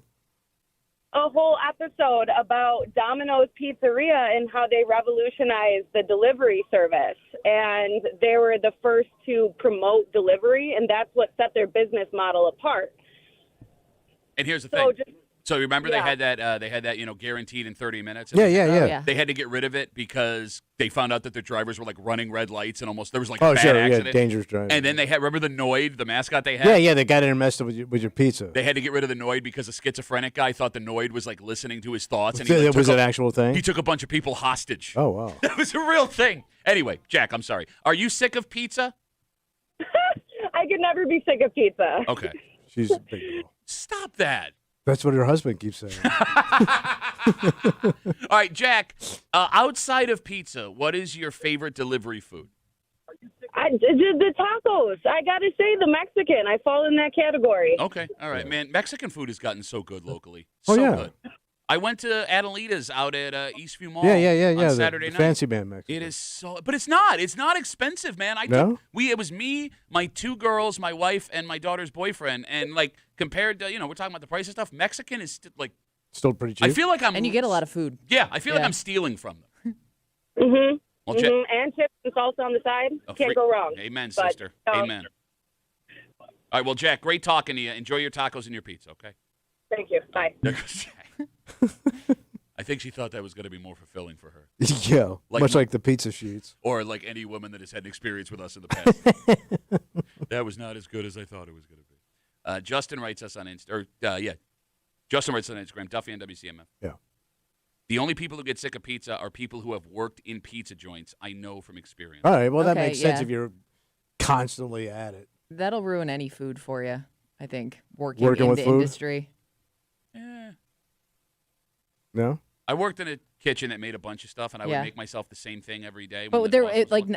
but I even think like even if it's not all ruined, like there's gonna be at least one thing that you see in that kitchen. Like you're either sick of the smell Okay. or Yeah. the process. Look, I get the logic behind And by it. the way, when you were doing those jobs, you were fat and broke. Yeah, it was great. Yeah, so I mean, you were fighting a lot there. It was like a kid in a candy shop, man. Second the boss left. Or you in a candy shop.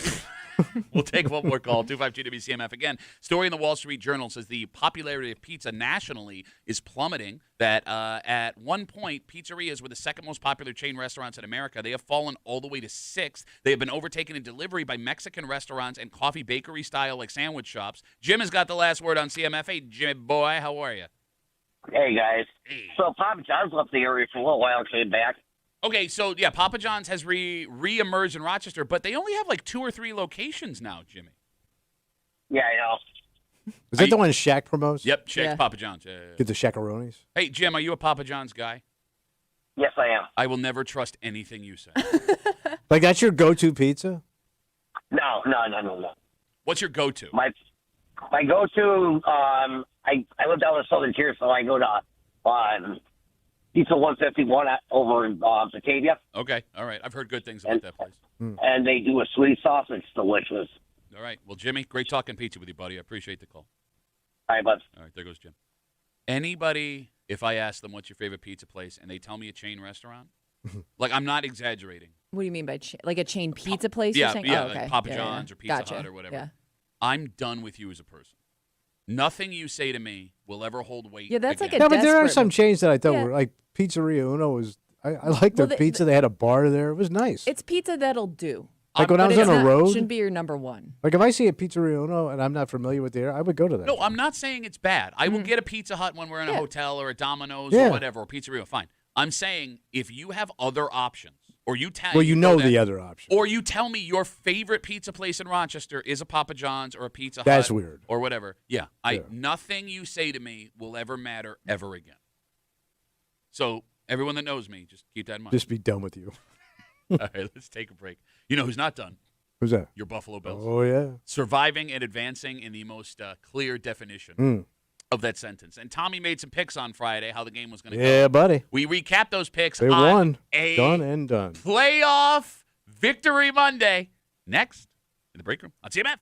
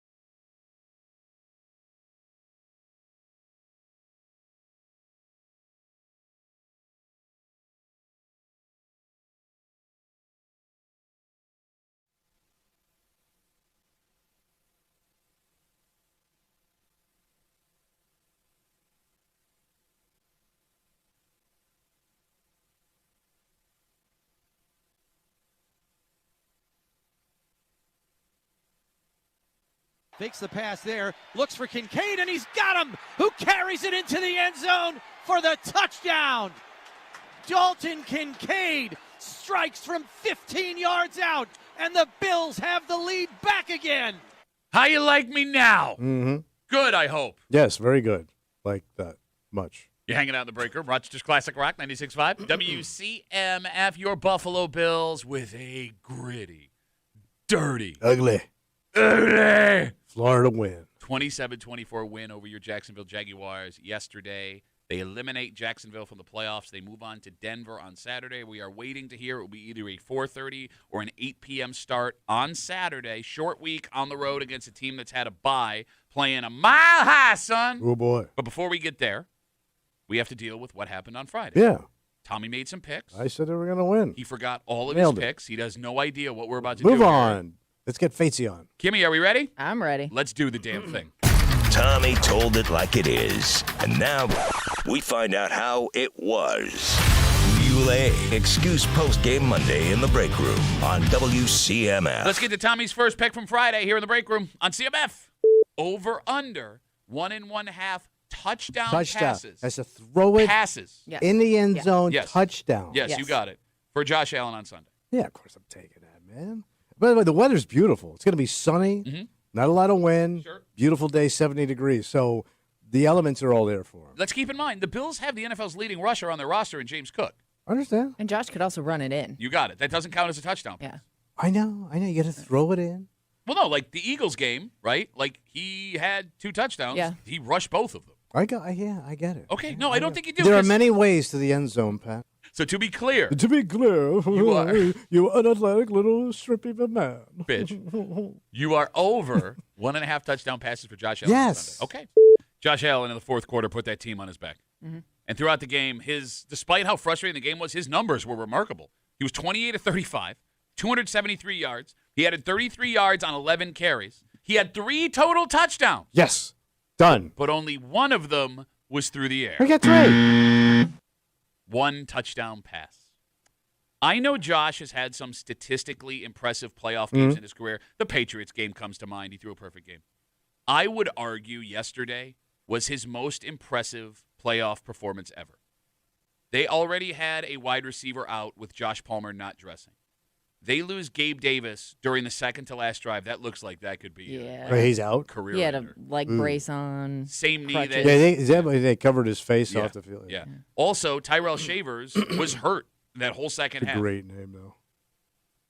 He had 3 healthy wide receivers and managed to lead 2 touchdown And drives. his hand was on fire. Yes, in the fourth quarter. That was like he did not make a mistake. He was all guts, and I still can't believe Played what I through the saw. pain, Pat. That's what this game's all about. But Tommy, everybody is in pain. He was literally playing that fourth quarter with a hand tied behind his back. That's how handicapped that team was in the fourth quarter, and he won Yes. that effing game. But you lose 0-1. Let's get to our second pick All right. from Tommy on Friday here on CMF. Over under 1.5 a pick for Jags quarterback Trevor Lawrence. Yeah, I think they get to him. Why? I just do. What? It sounds like he's due for a pick. Like when you've had that long of a string, it's just like the time has come. He's going to get too comfortable. He's home. His blood sugar is going to be off the charts. Is he diabetic? He's going to be chugging RC colas and eating Fritos That is for the the most game. Jacksonville That's what he thing. was raised on, and he was breastfed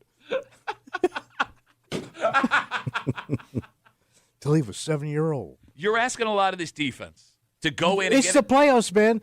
You can now see the Super Bowl. Get with it. No, I understand, but you can win a game without getting an interception. Yeah. They do Just it all the manage it. Yeah, people do it all the time. Let's get to it. So to be clear, Let's shut this team down. you are over 1/2 an interception for Jags quarterback Oh, Trevor yeah. Lawrence. We told you on Friday, in the last 6 weeks, Trevor Lawrence had thrown 1 interception. Yep. Yesterday, Trevor Lawrence went 18 of 30, 207 yards, 3 touchdowns, and 2 picks. Yep. And both of those interceptions cost the Jags big time. But that last one was just a nail. It ends the game, obviously. Yeah. But the Shaq Thompson interception in the first quarter led to a Bills field goal. Kimmy, how much did the Bills win by? They won by 3, Pat. Trevor Lawrence cost him that game. Yeah. He is not a good quarterback. And I know that his numbers look good on paper. When the Jags, Kimmy, could not run the ball at the end of the first and the end of the second half, He was terrible. And the amount of almost interceptions he threw. Yeah. Trey White Wasn't too sharp. owned him as I sit in his jersey. He's this a morning. weird-looking kid. Oh, my God. I mean, We're take talking away- about football. I'm just saying, he looks like Steven Tyler had sex with a horse. And that's the kid you got.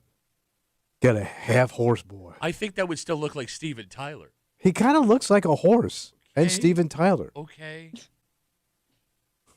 Steven Tyler looks like a horse. He does. That's why he was attracted to the horse in the I first don't place. understand what's happening I don't right either. now. I Kimmy, can't get over it. I know he can't. Yeah. How did Trevor Lawrence look so good for so long, and the Bills just made him look like hot Well, garbage? you said they were playing weak teams. I mean, they were, Oh, but yeah. like I And- didn't expect him to look that And bad. and both teams, though, not teams you normally see, so maybe they just, Well, he did Bills- throw 3 touchdowns. Oh, But yeah. not the worst day. They weren't like ground, but they were all inside the 10, if I'm not mistaken. And Kimmy, the Jags were gashing the Bills on the ground, gashing the Bills. The Bills could not stop the run. Why did they They threw the ball 30 times. If I am the head coach, Liam Cohen of the Jacksonville Jaguars, I am not throwing the ball until you stop me from running the Yeah. ball. I could not believe it. No, I don't know. I'm not sure why they abandoned the run. Absolutely insane. All right, you're 1-1. Mhm. You're looking good. Okay. Let's get to our third pick from Tommy on Friday here on CMF. Over under 100 yards rushing for Bills running back James Cook. I mean, the South notoriously has a hard time holding on to land.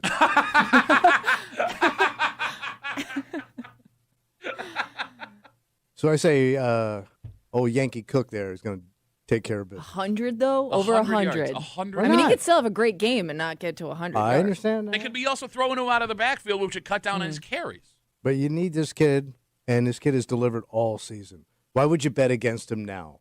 Okay, it's logical. The logic's there. The logic is there. So to be clear, Crouton boy. I complimented you. I called you Crouton This is boy. why this is why nobody is ever And all nice the to you. croutons you went on Sunday. Thank you. So to be clear, you're over 100 yards rushing for James. Yes, Cook. to be clear. Okay.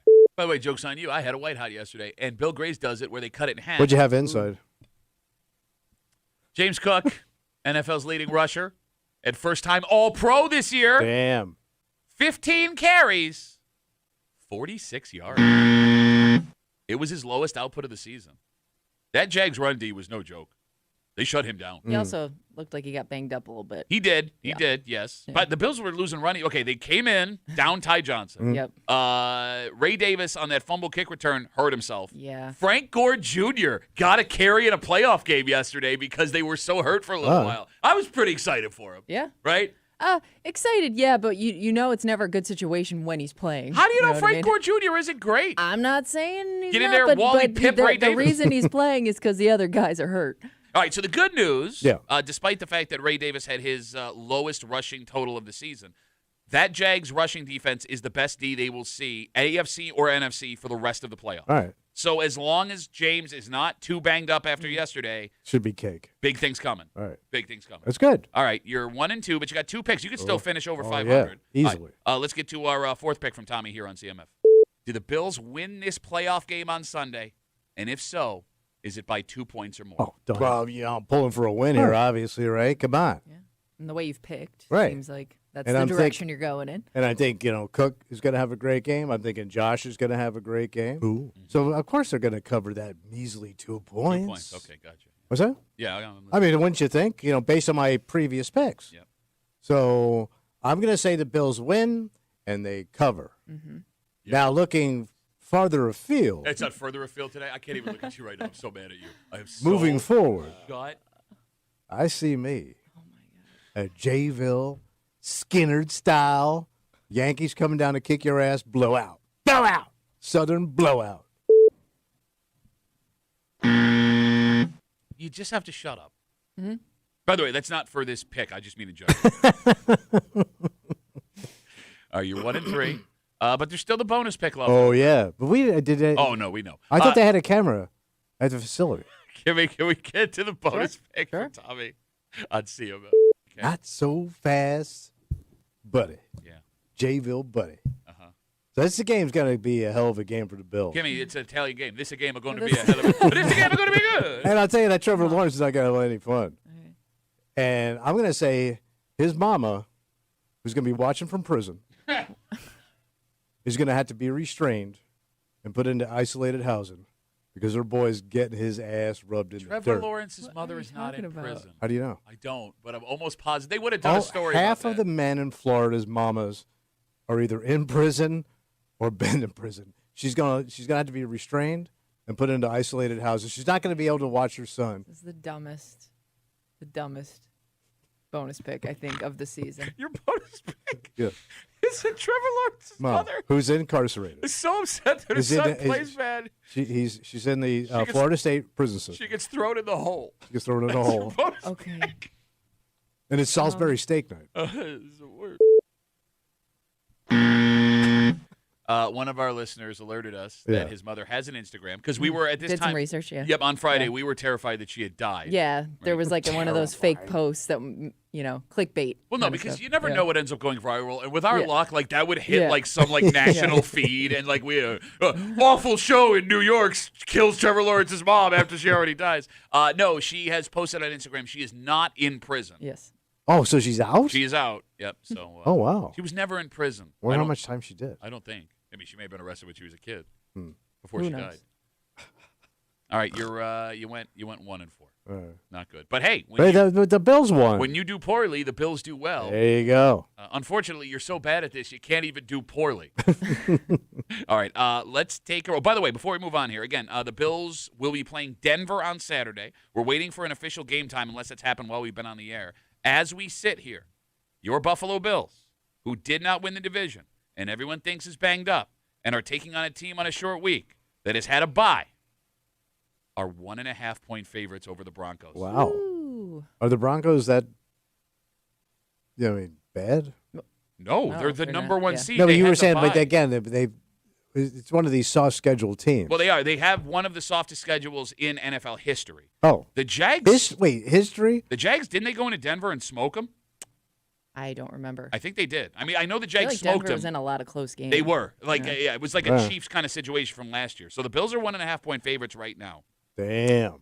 Something to think about. Yeah, the Jags won. This was a couple weeks ago. In Denver? 34-20 in Denver. Okay, there you go. Yeah. We can talk about that and a whole bunch more. Okay. With our good buddy from 13 Wham and Buffalo Plus. Hot takes Dan Fates. He was in Jacksonville yesterday. What? As soon as he landed, a mullet magically appeared on the top of his head. He looks like he'd look good with a mullet. Yeah. Is it like Hawaii, like where they put the you get the lay? The lay, in yeah. Jacksonville, you get the mullet. It just. We'll ask Dan that and a whole bunch more. Just after 9 o'clock, Uncle Dan Fates coming at you on a playoff victory post-game Monday here on CMF. What we're going to talk about here is something that a lot of parents have allowed their kids to do. What happened? And it's illegal. It Yeah. is against the law. In fact, like there is no arguing. You knew this Don't was do against- it. Don't. But it's one of those things where it's like, what are you going to get arrested for this? Turns out you can. Oh. And this woman has been. And it's going to change the way a lot of people deal with their teenagers. And we'll tell you all about it next here in the break room on CMF.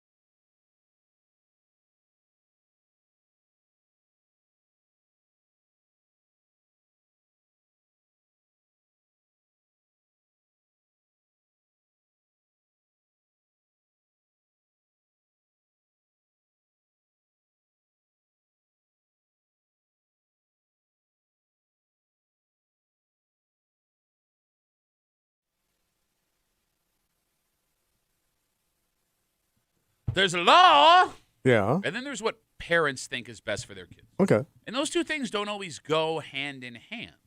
Because this woman we're going to tell you about did something a lot of parents have done over the years. What's that? Made the executive decision that their kid was old enough and mature enough to handle this. And because of that, she's been placed under arrest. Oh, Jesus. You hang it out in the break room. Rochester's Classic Rock, 96.5. WCMF will jump right into it. A 34-year-old woman from Lyons has been arrested after an incident involving a teen and a car. Oh. Kimmy. Okay. Not good. Not good, Pat. Actually, it's not bad. Authorities say she allowed an unlicensed teen driver to drive her vehicle. And you hear that, you think, of course she should be arrested. You can't have kids driving out on the street. Yeah. But the details, Tom. Tell me if you've heard of this before. Right. A mom or a dad or an aunt or an uncle decide that like a 14 or a 15-year-old kid is mature enough to get behind the wheel. So they take them to a controlled environment like a park or a parking lot to let them drive around and get used to the car. Okay. That's totally fine, right? I mean, I know it's been done. It's not legal, but people have done it like empty parking lots on a Sunday morning. Oh, it's super not right because police say this 34-year-old woman allowed an unlicensed 16-year-old to operate her vehicle in a high school parking lot. Doesn't say there was an accident, no other issue, just an underage unlicensed driver. And it is illegal, and because of that, she was arrested. Wait, arrested? And charged with endangering the welfare of a child. She has a court date coming up. 252 WCMF. 252-9263. Kimmy! Yeah. Should this woman be facing charges? Well, I'm sorry. Was she with the kid, or did she lend her car to? Well, that's a the good kid? question. All right. Because I think it's different if she's with the kid. Then that to me says they were trying to, teach them how to drive. I will read you the quote from the story. Police say the 34-year-old woman allowed an unlicensed 16-year-old to operate the vehicle in a high school parking lot. That indicates to me she was with him or her. Okay. So if she was with him or her, I would say yes, it's illegal, but I guess I don't see any harm in it. I wouldn't think you'd get arrested. Yeah. Well, that's what happened. It's I would think like ticketed, but not like I don't- endangerment of a child. I mean, or endangering the welfare. whatever. I mean, no, Like it gave the kid a beer. Look, in your defense, we only say it every day on this show for the last 15 years. Yeah. Oh. There are lots of people listening Yeah. whose parents did this exact thing for them. Mm. There are lots of yeah. parents listening who have let their kid do this. So neither of you think she should be arrested. If the situation is she was in the car with the kid. Even though she broke the law. Yeah, but it's that is clearly stated. It's different to me than if she just let the kid take the car and go do it on their own. Right. I told you my old man let me like pull the car out of the garage and like park it on the side or something like that. That was like the coolest thing. I think on your own property it's legal. I don't think so, man. Oh, I think on private property you are allowed to drive. I mean, again, it's just public roads where you can't operate a vehicle. Anybody know? 252 WCMF 252-9263. I'm assuming if you're a child, you shouldn't have control of a vehicle, period, because you can still kill somebody in your driveway. No, I understand. Because I thought farm kids were allowed to drive on their own property. They just do it. I don't know if it's illegal. Maybe I'm wrong. I don't know. That's what I was. Well, yes, I mean maybe like the farm equipment, like the tractors. No, and I'm stuff? talking like trucks Car? on. Like cars and trucks, like trucks and cars, and vans. Like a big old truck. Yeah, any kind of truck you can think of. Ford F-150. It's a Ford F-150. Dodge Hemi. Ford F-250. Ford F-250. 350. 350. Yeah, I don't know. All right, look, I've never understood the idea of illegally letting your kid drive because the legality part is pretty simple. Yeah. The kid just has to pass a learner's permit test, and they can get out there with any licensed driver anytime they want. Yeah. Why would you do it without that? Yeah, I agree. Right? Yeah. And this fight has now shown up in my house. Yeah. Your daughter was coming into driving age, correct? She's 15. If you think you were raised right, you then raise your kids the way your parents raised you. And it seems that my wife's mother allowed her, when she was like a 14 and 15-year-old, to drive around parking lots to learn how to use the car. Oh. And my wife has brought up allowing my 15-year-old to do exactly this, to which I told her, hell no. And my wife said I was overreacting. So when this story showed up over the weekend, you can bet. Wave it in her face. Kimmy, I ran. I have not sprinted as hard in a long time up the stairs. Look at this right here. So when do you get your permit now? 16? 16, yeah. Okay, but that's like day trying with a guardian. Yeah. Yeah, you have to be. Not a guardian, any something? licensed driver, and I don't know what the rule is now. I'll let you know in a couple of months. Because my old man, like they were going on vacation somewhere, and I just had my learner's permit. It was Florida, and at that time you could get it at 15. Okay. And I just started that job, and he was just like, take the car, just don't do anything stupid with it. So I was driving myself to and from work at night, working at Winn-Dixie and coming home. As a matter of fact, I was getting off the bus, getting into the car, and going to work. Like that story popped in my head, what you just told when I was reading this, because it has always amazed me. Parents who are willing to risk arrest and embarrassment, putting faith in their kids' maturity and ability to avoid mistakes. All because he wanted to go on vacation. Oh, he didn't want to ruin his vacation. You're ruining my vacation. Don't do anything stupid like let a kid drive a car. But it comes down to what your kid can do versus what they're legally allowed to Okay. do. Because, again, if you're just joining us, we're talking about this 34-year-old woman. She was arrested out in Lyons after police say she allowed an unlicensed 16-year-old driver to drive her car around a high school parking lot, which happens all the time, but that is against the law. Yeah. She was arrested, charged with endangering the welfare of a child. The biggest disconnect, and for parents, and we're all guilty of, is what we think our kids should be allowed to do. And every kid is different. For example, there are 14-year-olds who are physically and mentally mature enough to get a driver's license. Yeah. And this 16-year-old may have been totally fine despite not having a license. But this law exists because you can't change things for everyone individually. Right. Yeah. We saw the show up, Tommy, last week with that 49-year-old woman who was arrested for allegedly letting all those kids underage drink at her house. There are parents who will rent hotel rooms for their underage kids on prom night thinking that they're mature enough to handle it. That is like the craziest move of all time. But it's the same logic your dad used to go on vacation. Here, kid, let me make this as easy as possible for you. But look, you're talking about sex, but there's 1,000 Sex, things. booze, drugs, Exactly. everything that adults get into trouble at hotel rooms. Absolutely. With jobs. Yes, like we talked about with the underage drinking story last week. Kids are going to make mistakes. Yeah. And that's okay. They should make mistakes at that age. But don't help them. Exactly. When you don't cater it. But and not only are you helping in catering, you're hanging your ass out there. Yeah. For you're their handing sake. them the keys, literally. You're getting the handcuffs. Exactly. And it's not their mistake anymore. It's your mistake, and they'll get the benefit of the doubt. They'll get mercy. You won't. Yeah. I don't know, man. Like, I had a buddy who would steal his parents' car when he was, 15 years old. And we would go out and just do stuff. Yeah. And he was, physically mature looking, so, we all thought, he's never going to get pulled over. And we got away with it. But now that I'm a dad of a kid that age, I could not imagine the fury in my pants, whatever, if my daughter stole my car and took her friends to the mall. You'd be pissed if your daughter got into a car with somebody who stole their parents' car. I'll be honest, I'm not totally fine with my wife taking my car without telling me. And she's a licensed driver. You know what's funny, though? What? Like, we sit here, and, Kimmy, obviously, she's defending this woman. You defend this woman, but you're saying all the right things about legality. I 100% believe if you had a 15-year-old niece or nephew asked to drive your car, you would let them. Now? Yes. Just if they're going around the corner, right? I would, 20, 30 years ago, yes. I don't think I would do it now. Okay. But, I taught my niece how to drive, my oldest niece. Mm-hmm. And we actually took out a row of hedges in this fancy neighborhood. And? I said, keep driving. Well, I said, we'll fix the car and we'll pull all the branches and stuff when we get it. We just took out some landscaping. So, yes, I taught her. Some landscaping. So if your landscaping was taken out by somebody and they drove away. No, that's a different bet. That's working man landscaping. You not only took your 15-year-old niece illegally driving, you taught her how to commit a hit and run. Yeah. Which is now a legitimate crime. But there's also a skill. In case you hit and you run, you should know how to do that. You just sat here. She got the hitting down. Now she just had to learn the run part.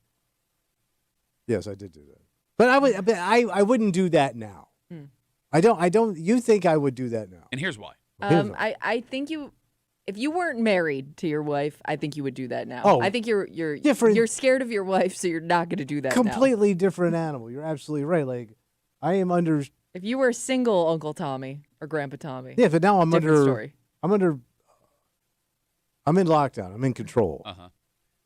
Here's why you're wrong, kid. Right. So you think I would do it now behind my wife's back? And here's why. You want kids to think you're cool for some reason.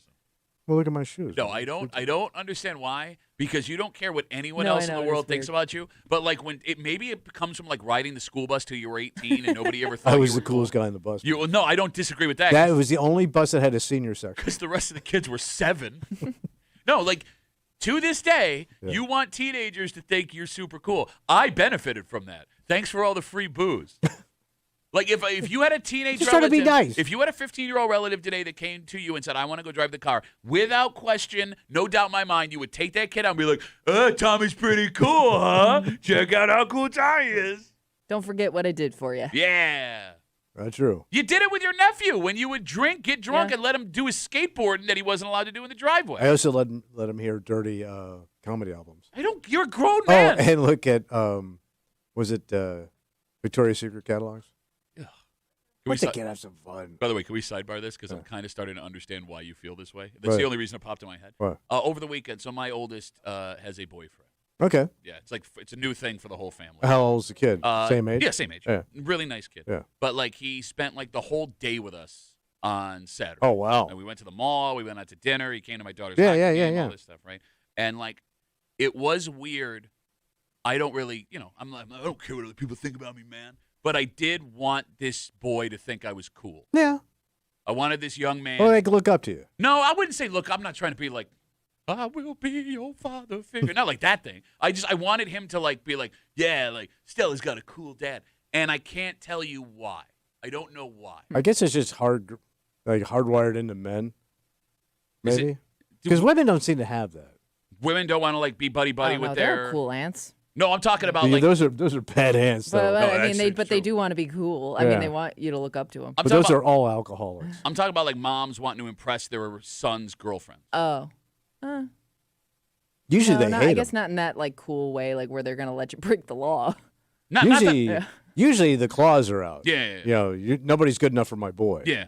Men don't seem to have that. I don't understand. Well, no, I mean it can't go that way. Where like dad's Yeah. like they'll answer the door with a shotgun. You could be that dad. Yeah. Like, this kid seems like a really nice kid, and I don't know. I was like, I'm gonna be cool. Did you show him all your bill stuff? I didn't like walk him through it, but he did come over to the house and we watched college Yeah. basketball. All right. Yeah. Oh, so you bonded a little Yeah, bit. well, with I the mean, kid. tried, and again, I feel so bad for the kid because what's he gonna do? He's got to be like, Yeah, of course, I would like to it's do that, forced. Mr. Duffy. Like, I will never truly know how this young man feels about me, and it breaks my heart. Well, All right, off of me. 252 WCMF. Again, going back to the story of a 34-year-old woman out in Lyons arrested after police say she let a 16-year-old unlicensed driver drive her car around a high school parking lot. She has been charged with endangering the welfare of a child. Let's talk to Chris. Hey, Chris, how are you, buddy? Hey, good morning. I was recently out of town for work, and my wife calls me up, and she goes, "Don't worry, we're all okay." I'm like, all right, what happened? She goes, "Well, I took Brady. He wanted to practice driving." I was like, "Really? He wanted to?" She's like, "Well, I thought it'd be a good idea, so I took him." I was like, "Where'd you take him?" She goes, "The Holy Sepulchre Cemetery." No. And she no goes, complaints. And I said, wait, well, so what was the issue? She goes, "He floored it. We almost rolled it." She goes, "We ran over a hedge. We just missed a tombstone." She's like, "I'm never doing that again. You could get him trained." I get home, and about a week later, I took the car to Valvoline to get oil change. It had And a the guy finger in it. pulls up, this guy pulls up like a 6-foot branch. I don't know how I missed it underneath hanging. It was like, it almost was like its own tree. I was like, "Oh my God, Dina, what's going on? What you do?" All right, Like, Chris, does your son have a learner's permit?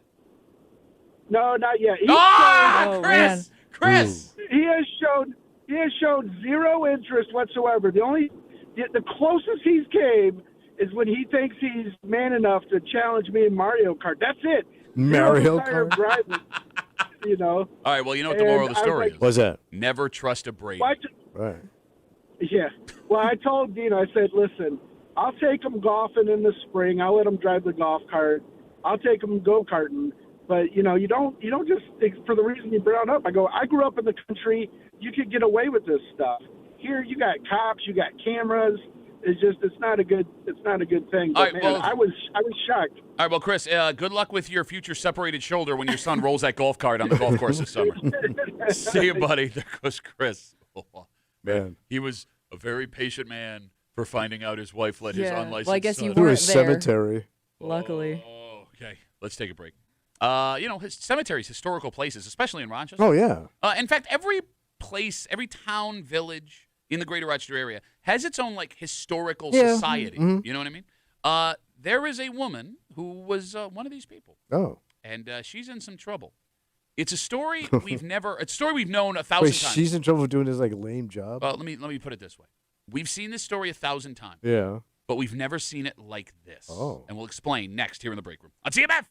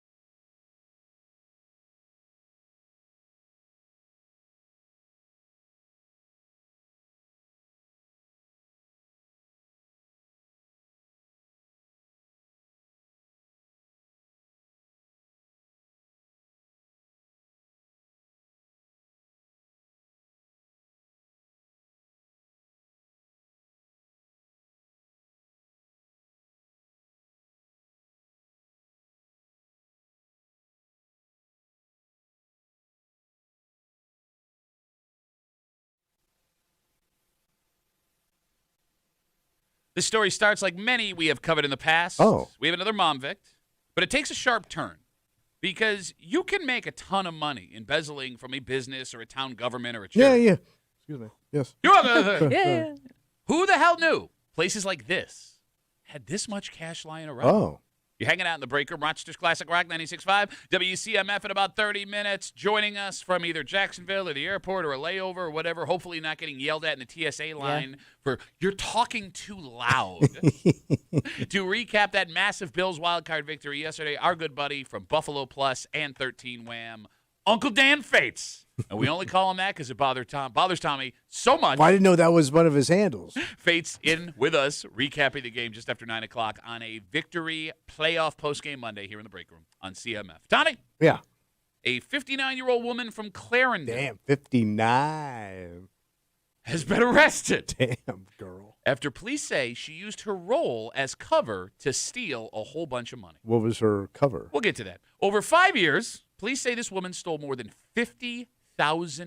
God damn. They say she used all of that money for personal expenses. Mm-hmm.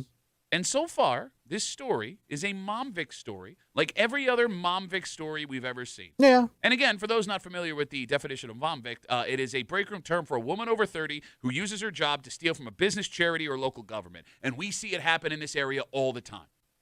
But where she stole this from is about to blow your mind, man. I'm ready. You ready? This woman is accused of taking $50,000 from the Clarendon Historical Society. Man. Like, again, how did they get so much money? It's a tiny town museum, and I have no idea. Where you pay like admission to go donors. look at the busted town stuff. I don't even think you pay admission for that. Yeah. It could just be through maybe one rich person who gives a lot of money to it. Maybe. Or town taxes that Right, take care of the yeah. history. Yeah, how it could does be it? that, yeah. How does it get support? Does the state do it? 252 WCMF 252-9263. I have no idea how these things get funding. So she's accused of taking about $10,000 a year. $10,000 a year over 5 years, it looks like, from the Clarendon Historical Museum. So police say she was the leader of this historical society while she was stealing the money. And I guess it would be easy to do if the allegations are true.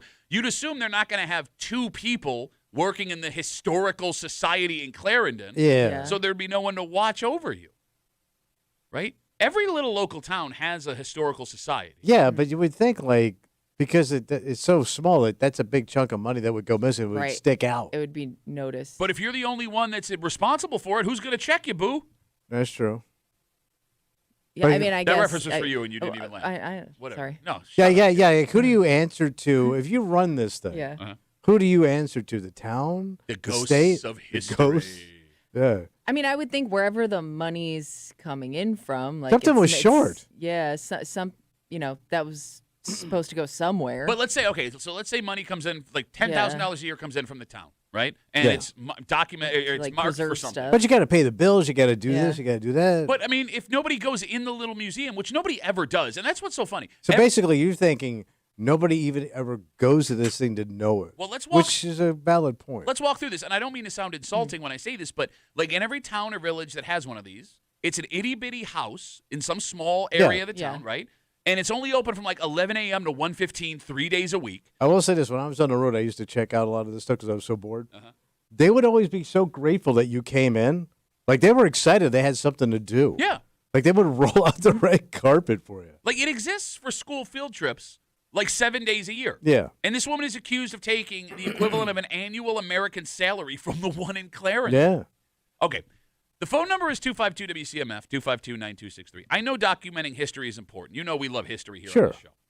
Does every town need a historical society? Probably don't need it because nobody's looking at it. Okay, you're an idiot. I knew you were going to have Well, that. you just got baited and trapped, you bitch. But you're making the point. Like nobody pays attention to it. So, but it is an important thing, I guess, to preserve, right? I mean, the Why, if history nobody's of looking at it? Well, but it's there if you need it. like the history is the history. You can't change that. No, but so that exists. No, but the history will be forgotten if you don't have someone like this. Maybe we should start forgetting some history. Really? No, We're not really that seems doing like good a right bad now. So idea. maybe reminding people, hey, we used to get away with this.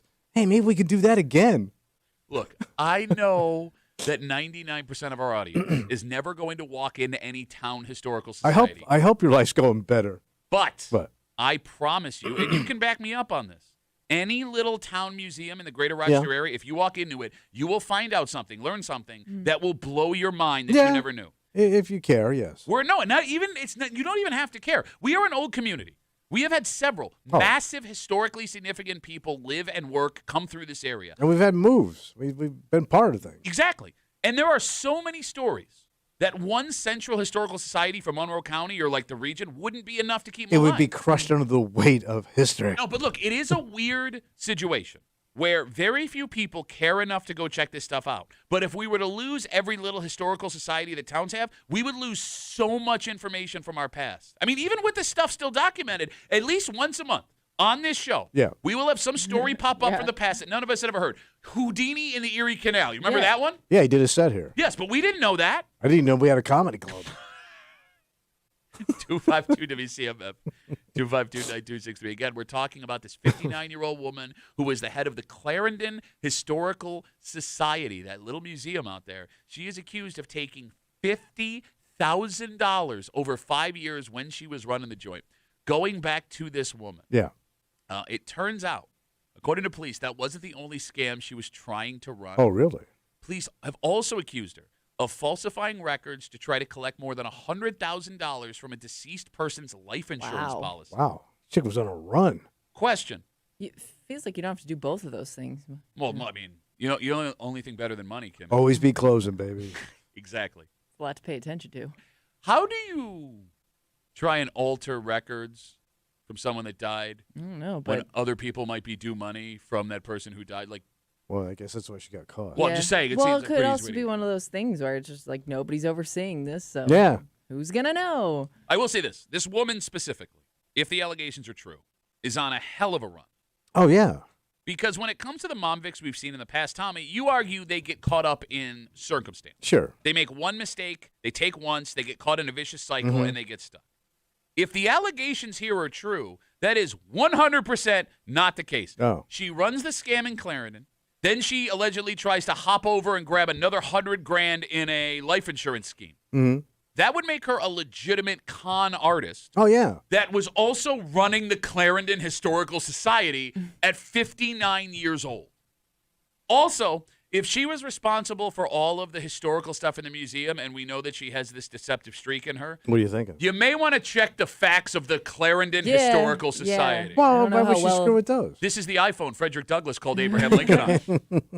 I'm just saying, man. Like, when's the last time you heard a story of a 59-year-old person that is legitimately accused of running two deceptive money-stealing practices? I mean, it's always, what do they say? Always have multiple streams of income? But we never see it. Yeah. Like, again, she did it. To give you a little bit of credit, you're right. Most of the time with these Mom Vic stories, it's a single, in a vacuum incident. This woman, if the allegations are true, she's all over the place. But the temptation has got to be so hard when you think nobody's looking.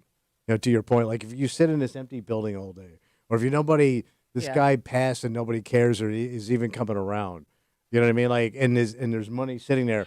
Those temptations it's like when you work overnight and there's nobody, the boss ain't there. Okay. Like there's like that sense of freedom. I get where you're coming to pull a move. But let me counterpoint you. I always assume that people who have these jobs in these towns love what they do. They probably do. They have a passion for it. Okay. Right. So if you have a passion for preserving history, you doing this hurts your passion. Yes. And I would. But you may not know you have a passion for it until you see it in front of you. You might not know you're that person. Oh, you mean stealing? Right. But you may not know, like, all of a sudden, like, oh, my God, there's a lot of money sitting here and nobody's looking. Okay. You may have it in you, and it never, because the situation never presented itself, you didn't realize you had that in you. Okay. I always wonder, though, when people get themselves into these situations, like, is there ever a thought of if I get caught, what I'm going to say or do? Because if you're the only one involved or having access to these things, like, there's nobody you can even argue that you can blame it on, or another circumstance you can blame it on. Like, you're going to be the only one they're looking at. No, you're right, Kimmy. You would have to be banking on no one has any idea what is happening. Yeah, what's going on. Exactly. But again, it's such a house of cards because Kimmy's right. If you get busted, there is literally nowhere you can turn. Yeah, It's nowhere to all run on to. you. Nowhere to hide.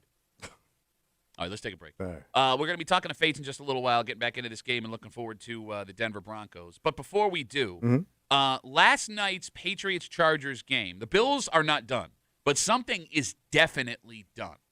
Unless the Bills want to give the people what they want and have one last goodbye for this place. Oh. And I'll explain next here in the break room on CMF.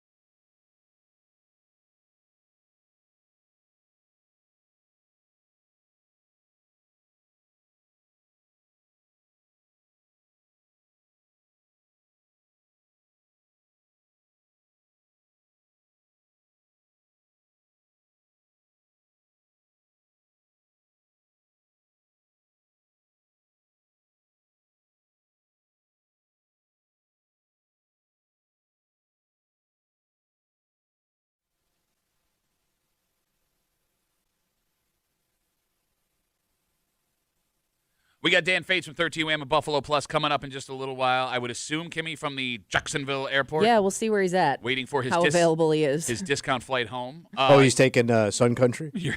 That's an actual airline. No, it's not. Yes, it is. Sun Country. Sun Country is an actual airline that's being bought out by another small airline. You're hanging out in the break room. Rochester's Classic Rock, 96.5 to WCMF. Before we get there, your Buffalo Bills win and move on, so they are not done.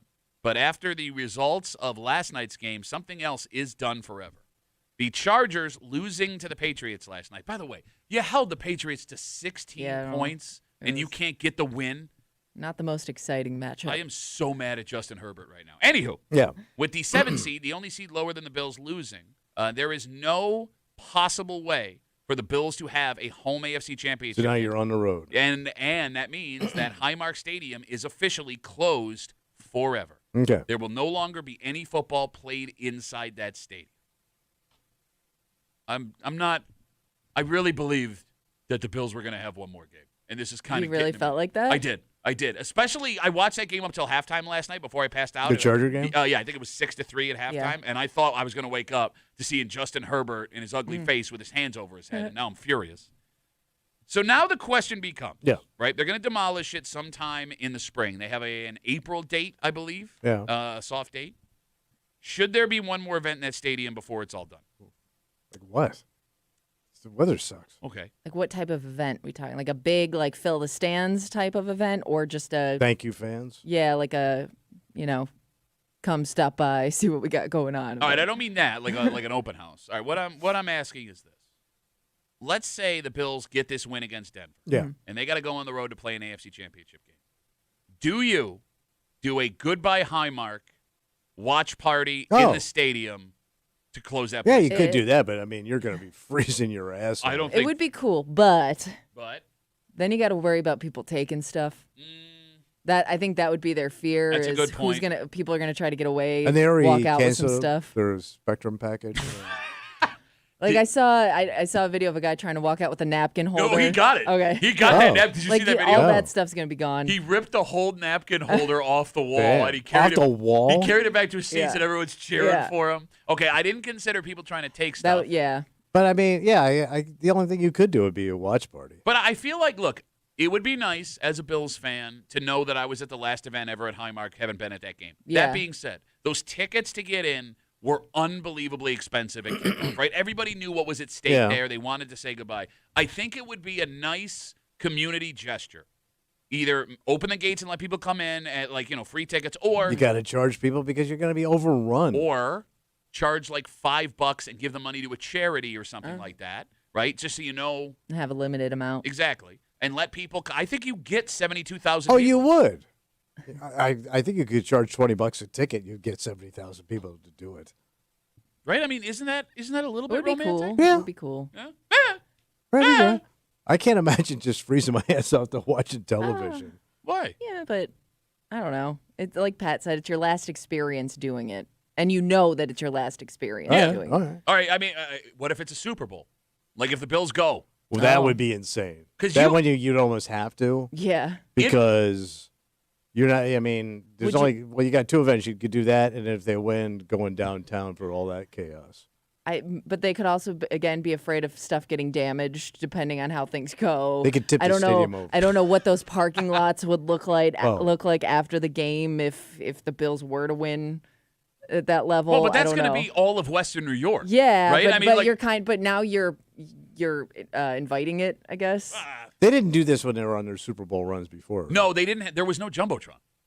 Oh, they didn't wait. Really? The Jumbotron didn't show up in that stadium until like 96 or 97. I mean, the technology. There wasn't any. Oh. So there was a big screen? light screen where it would show first down or with the light bulbs and stuff. Oh, but it had no video. There was no video screen. No kidding. Yeah, that's how long. If you're gonna make me go old man Bills man on you. All right, Jay, but no, the whole side of the stadium where the Jumbotron is, the deck didn't exist. It just you could open. You could see the sky. What? The sky was there. And in all reality, again, 252 WCMF with the Chargers losing to the Patriots last night, all hope of one final game at Highmark Stadium is dead unless they do an event. If you were to do, let's say they go, they make it to San Francisco, they're playing in the Super Bowl. You could get 100,000 people in that stadium if you opened up the field, let people bring blankets And the sit and cops watch. don't want to deal with that, man. I mean, the amount of resources you would need employees to have these drunk idiots hanging out all day for the Super Bowl, because they would be there all day. All right, but you couldn't do it. Let me ask you this question. Is it safer to have 100,000 drunk idiots in one spot or 5 million drunk idiots across Western New York getting drunk in their houses? But that's already going to happen. No, but that's what I'm saying. Like, what it may be you're going to have both. But maybe putting everyone in one spot actually helps mitigate the damage, because you round them up. Cops and security guards already there to make sure. But that's got to be a nightmare for cops. I don't know, man. Look, and parking lot attendants and everything else you got to deal with. But you're going to make $50 a parking spot. I'll tell you what; those people that own those lots around the stadium, they want this bad. Do you think? I'm sure. Do you think they would sell as many, or do you think as many people would come if they did this but didn't sell beer? Oh, good question. Because, I mean, you could, try to prevent that by not selling booze. A dry celebration? Yeah. A dry game? Well, look, if Super Bowl, I'm not drinking during the Super Bowl. Why not? What do you mean, why not? Yeah, why not? Because I want to be. I want to have a clear head. Well, yeah. Like you're calling the plays, man. I will be too. Look, I know. Well, you don't have to put 5 barrels down by halftime. Just watch the game and drink responsibly. I know how I am. It says on the bottle. I know how I am in nerve-wracking Bills games. If I start to drink during a nervous Bills game, I will not be able to stop. Ask our boss in Kansas City about both Kansas City games I went to. But you've never gone dry out at a Bills game. Oh, yeah, I've gone to Bills games where I haven't drank before. Yeah, when you were 4. No, but 7. No, I mean. You went to a Bills game. Yeah, I've gone to adult Bills games without drinking. Not since I've known you. Yeah, you've been booze bag. One Bills game, says fellow booze bag. He's such a drunk, he's pouring the drink in his eyeball. You're missing. 252 WCMF, 252-9263. I mean, could you imagine? Look, everything you are saying is logically right. You're right. It would be chaos and pandemonium. Yeah. That being said, waiting for as long as we've waited. Yeah. What this would mean, again, in a hypothetical Super Bowl situation, I can't think of a more romantic thing. That would be cool. And this community does bend over backwards. I mean, hell, it took the NFL stepping in to move a game. The Bills were ready to play a game in a state of emergency. Remember that a couple years ago? Caught a whole bunch of flack for it. School gets canceled. Yes.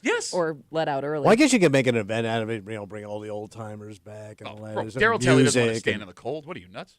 What's that? I said Daryl Taylor doesn't want to stand in the cold. He lives in Florida now. Oh, that's true. 252 WCMF. Let's talk to Pete. Hey, Petey, how are you, buddy? Good. I mean, after last night's game, I truly believe they're going to the Super Bowl, but they would have to call the National Guard in if you wanted to do your idea. He's right. Well, but here's the thing, Pete. Here's the thing. I have told my wife this before. All right, so, I've got my Super Bowl fund waiting that I've been saving since I was a teenager. Mm-hmm. I've been pricing out what San Francisco is going to cost. It has to be super expensive. I can't afford it. I already know. So if the Bills go, my second option, Pete, I will be buying a junk car. I will be putting that junk car in my driveway, and if the Bills win, I'm flipping that car in my driveway because I've always wanted to celebratory flip a car. Well, you could do a watch party at your house for that, then. No, that's what I'm saying. That's what I will be doing. I will have the flippable car in my driveway, and me and my buddies will flip that car. You know your wife's a doctor, right? Yeah. She doesn't know this plan yet. Yeah. Don't tell her. There's my husband flipping a car. Pete, thanks for the call, buddy. Have a good rest of the day. Tell me you've never wanted to flip a car. I mean, no. In celebration? I think it'd be more fun to hit it with a hammer or bat or something. I've done that before. It's fun. Flipping it doesn't seem like, because then you got to flip it back. I'll figure that out tomorrow. I mean, what are you going to do? Just leave it there for a few weeks. No, I will be leaving that car there for a little I think while. you should go to San Francisco, man. I can't afford it. Yes, you can. No, bro, I'm telling you, I've already priced it out. I love these rich people. They're too rich for mine. Bro, I'm not. He's going. Going over I'm here, not going. over there. We're all going. Kimmy and I were talking about this, all right? So last season. We priced stuff out. Yeah, we did. We had our hotel rooms booked. That was New Orleans? Yeah, New Orleans. We had our hotel rooms booked. Flights weren't bad. No, they weren't. And with the ticket, it was going to be about $11,000. Well, you were going. I was just going to go out. You were just going to hang out outside. Yeah. But see what's going on. It would have been an $11,000 week, and I had all of the credit I needed cleared. Like starting to pay some bills. I wasn't. But I'm thinking like at the Bills go, because they're a small market, maybe the prices would be lower. Quite the because opposite. It's not. Not the fan base isn't as big as like Green Bay or Dallas. When the Bills were eliminated in the AFC Championship game last year, prices for the Super Bowl plummeted on the secondary market. Oh, so you think the Bills drive the price? Yeah, Bills fans travel. Yeah, true. So I priced out San Francisco. At minimum this year, it's a $23,000. You think of the fun you're gonna have though? Did you hear what I just said? And that's per person, right? Yeah. Well, I mean, no, it's hotel, but Yeah. Get 23,000. Wait, No, I can't. wait. How much is a hotel? Go look at hotels in San Francisco for the week of the Super Bowl. I will. San Jose, Oakland, all over the place. Even Kimmy and I, we weren't going to be in New Orleans. We were going to be on the outside. Yeah. And that was like a $300 a night, normally $100 Yeah, but a night. Birmingham's a nice town. Greatest city in Alabama, from what I hear. No, bro, All right. and that's the ultimate cruelty, right? Because this is the only one you're going to say. They're not going back. Shut up, you idiot. And by the way, there's It's no a one and guarantee done. anyway. They're a one and if they get to the Super Bowl, You're an it's a idiot. one and You're an done. idiot. You shut your dirty whore mouth right now. So that would be the only time you see them in a Super Bowl you're going to pass. They won 4 straight in the 90s. Let's Bro, go. that was a Yeah. different Let's roll. different team, man. I don't even want to know. Jim Kelly's going. No, he can't afford it. We can't. No. He can't do it. All right, let's take a break. Let's get into actual Bills football. Okay. Because they have survived, they have advanced, they take on the Broncos on Sunday. We're still waiting on a time for that, and there was a man who was in that stadium yesterday. Rode the roller coaster in person with his big old pecs and his football picks. Pecs and picks? Pecs and picks, that's what they call them out there in Jacksonville. That should be his podcast. You can bring that up to him. There you go. We'll talk about it coming up I'll next. tell Unc. With our good buddy from 13 Wham at Buffalo Plus. Dan Fates next here in the break room. It's on CMF.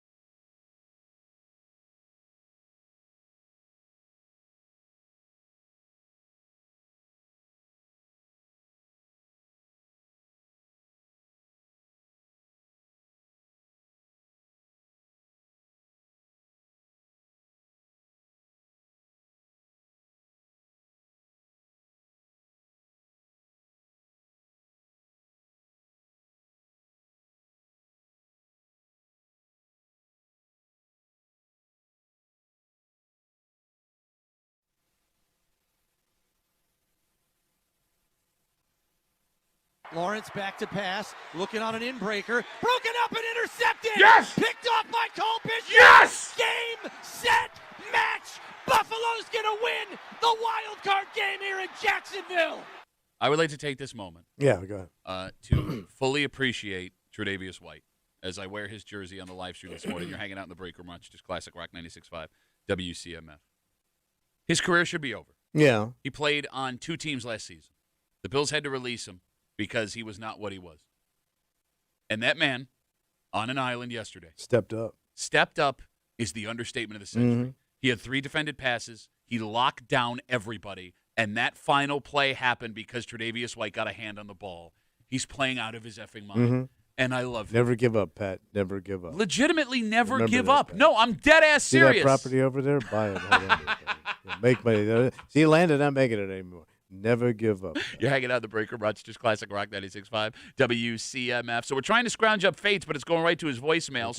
Look at your generation. He might be in the air. They are flying back from Jacksonville this morning, and the kid is always making himself available for us, but that's okay. We'll keep trying. Right. But there is a little thing going on that I would like to talk about. What's that? All right, so the one thing that is great about NFL football is that it is everywhere all the time. For example, this coming weekend, there will be 4 games over 2 days. This weekend was absolutely awesome. Every game spread out the way that it was. All of the games, we'll see what happens tonight, came down to like the last 2 minutes minus the game last night. The thing that sucks about that, What's that? no longer do you get to clear out the 1 o'clock or the 4 o'clock on Sunday to watch football. And that has led to a problem. The Bills are going to play on Sunday at either 4:30. No, Saturday. Oh, excuse me. Yep, thank you. Saturday at either 4:30 or 8 o'clock at night. And you may already have things going on in your life. I'm sure you do. So when Saturday night. So when you are not in a space where Bills fandom is appropriate, where you can sit and concentrate on the game, how do you take this game in? You got to do it on your phone. No. The easiest way is no. What you're saying, like it's better to not take it in at all? That's not what I'm saying either. All right, the phone number is 252-WCMF, 252-9263. Here's the situation I'm in right now. My daughter has a hockey tournament in Boston this weekend. Yeah. Right. So you're locked in. You got to go. I'm going to Boston. Everything is all thing. All right, so she has a tournament game at 4:30. Ooh. Right when kickoff starts at this rink. If the game is at 8, I'm golden. I can go find a Bills backers bar in Boston. We can watch the game, all the dads and moms and kids, and we can have the time of our lives. If this game is at 4:30, I will be at this rink. And I've never been to this rink before, so I'm not sure if there's a bar to watch a television. Even if there is a bar, I have to be in the rink. So I told you guys my idea. Yeah. It makes you look like a lunatic. I don't think it does. Oh, I've never seen this ever. All right. Here's my plan. Yeah. If the Bills play at 4:30, when we get to Boston on Friday night, I am going to go to Walmart. I'm going to buy like a 40-inch television for like $150. Yeah. Okay. I'm going to bring my Roku stick with me. All right. And I am going to plug this television in at whatever rink she is playing and watch the game while she is playing. Because a divisional round playoff game is far too important to watch the game on You're my going to phone. look like a homeless person Yeah. that found $100. I don't think it's going to give you the experience you think it's going to because you're going to have distractions. Yes. Where Because do now you- you stand out and people are going to have questions. And can you do that? Who's going to stop me? You got to find the an guy that outlet. owns the rink says, Yeah. "Get this out of here." What The guy that owns the rinks just walking around the rink. Hey, I'm James Rink owner. You get that TV out of here Johnny right Rinks. now. What you think? How are you it's so arrogant. Yeah. And only men just saying, "I'm just going to plug a TV in here Yeah. and turn this into my living room, this public space." Explain Well, to and me how what are you going to watch that and your daughter? You Like can't. The odds of Sure I you can. finding a spot where you could put a TV and see what your daughter's doing on the ice are pretty slim. Because it will be inside the rink, inside where you sit to watch your child. You got it, yeah. So that means you have to be up near a wall to plug it in. Yeah. And then you have to position yourself, to Kimmy's point, to see it. Yes. So you're going to either stand up in a corner and look at it. Yeah. In the middle of like people trying to move around and do things. Okay, so first of all, I think you guys are underestimating how many parents will see that I have the TV and join me. Like, I'm dead ass serious. Oh my God, look at this guy with this cool idea, man.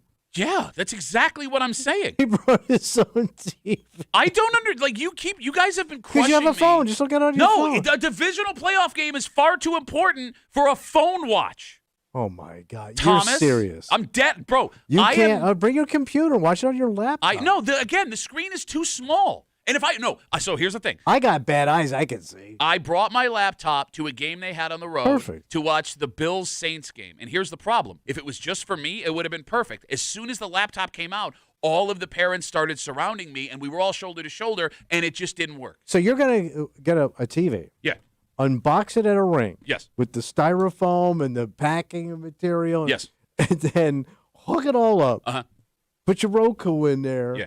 And then set it up. By the way, what are you going to do with the box and all right, so here I thought this through. Here's my plan. Have you? All right, here we go.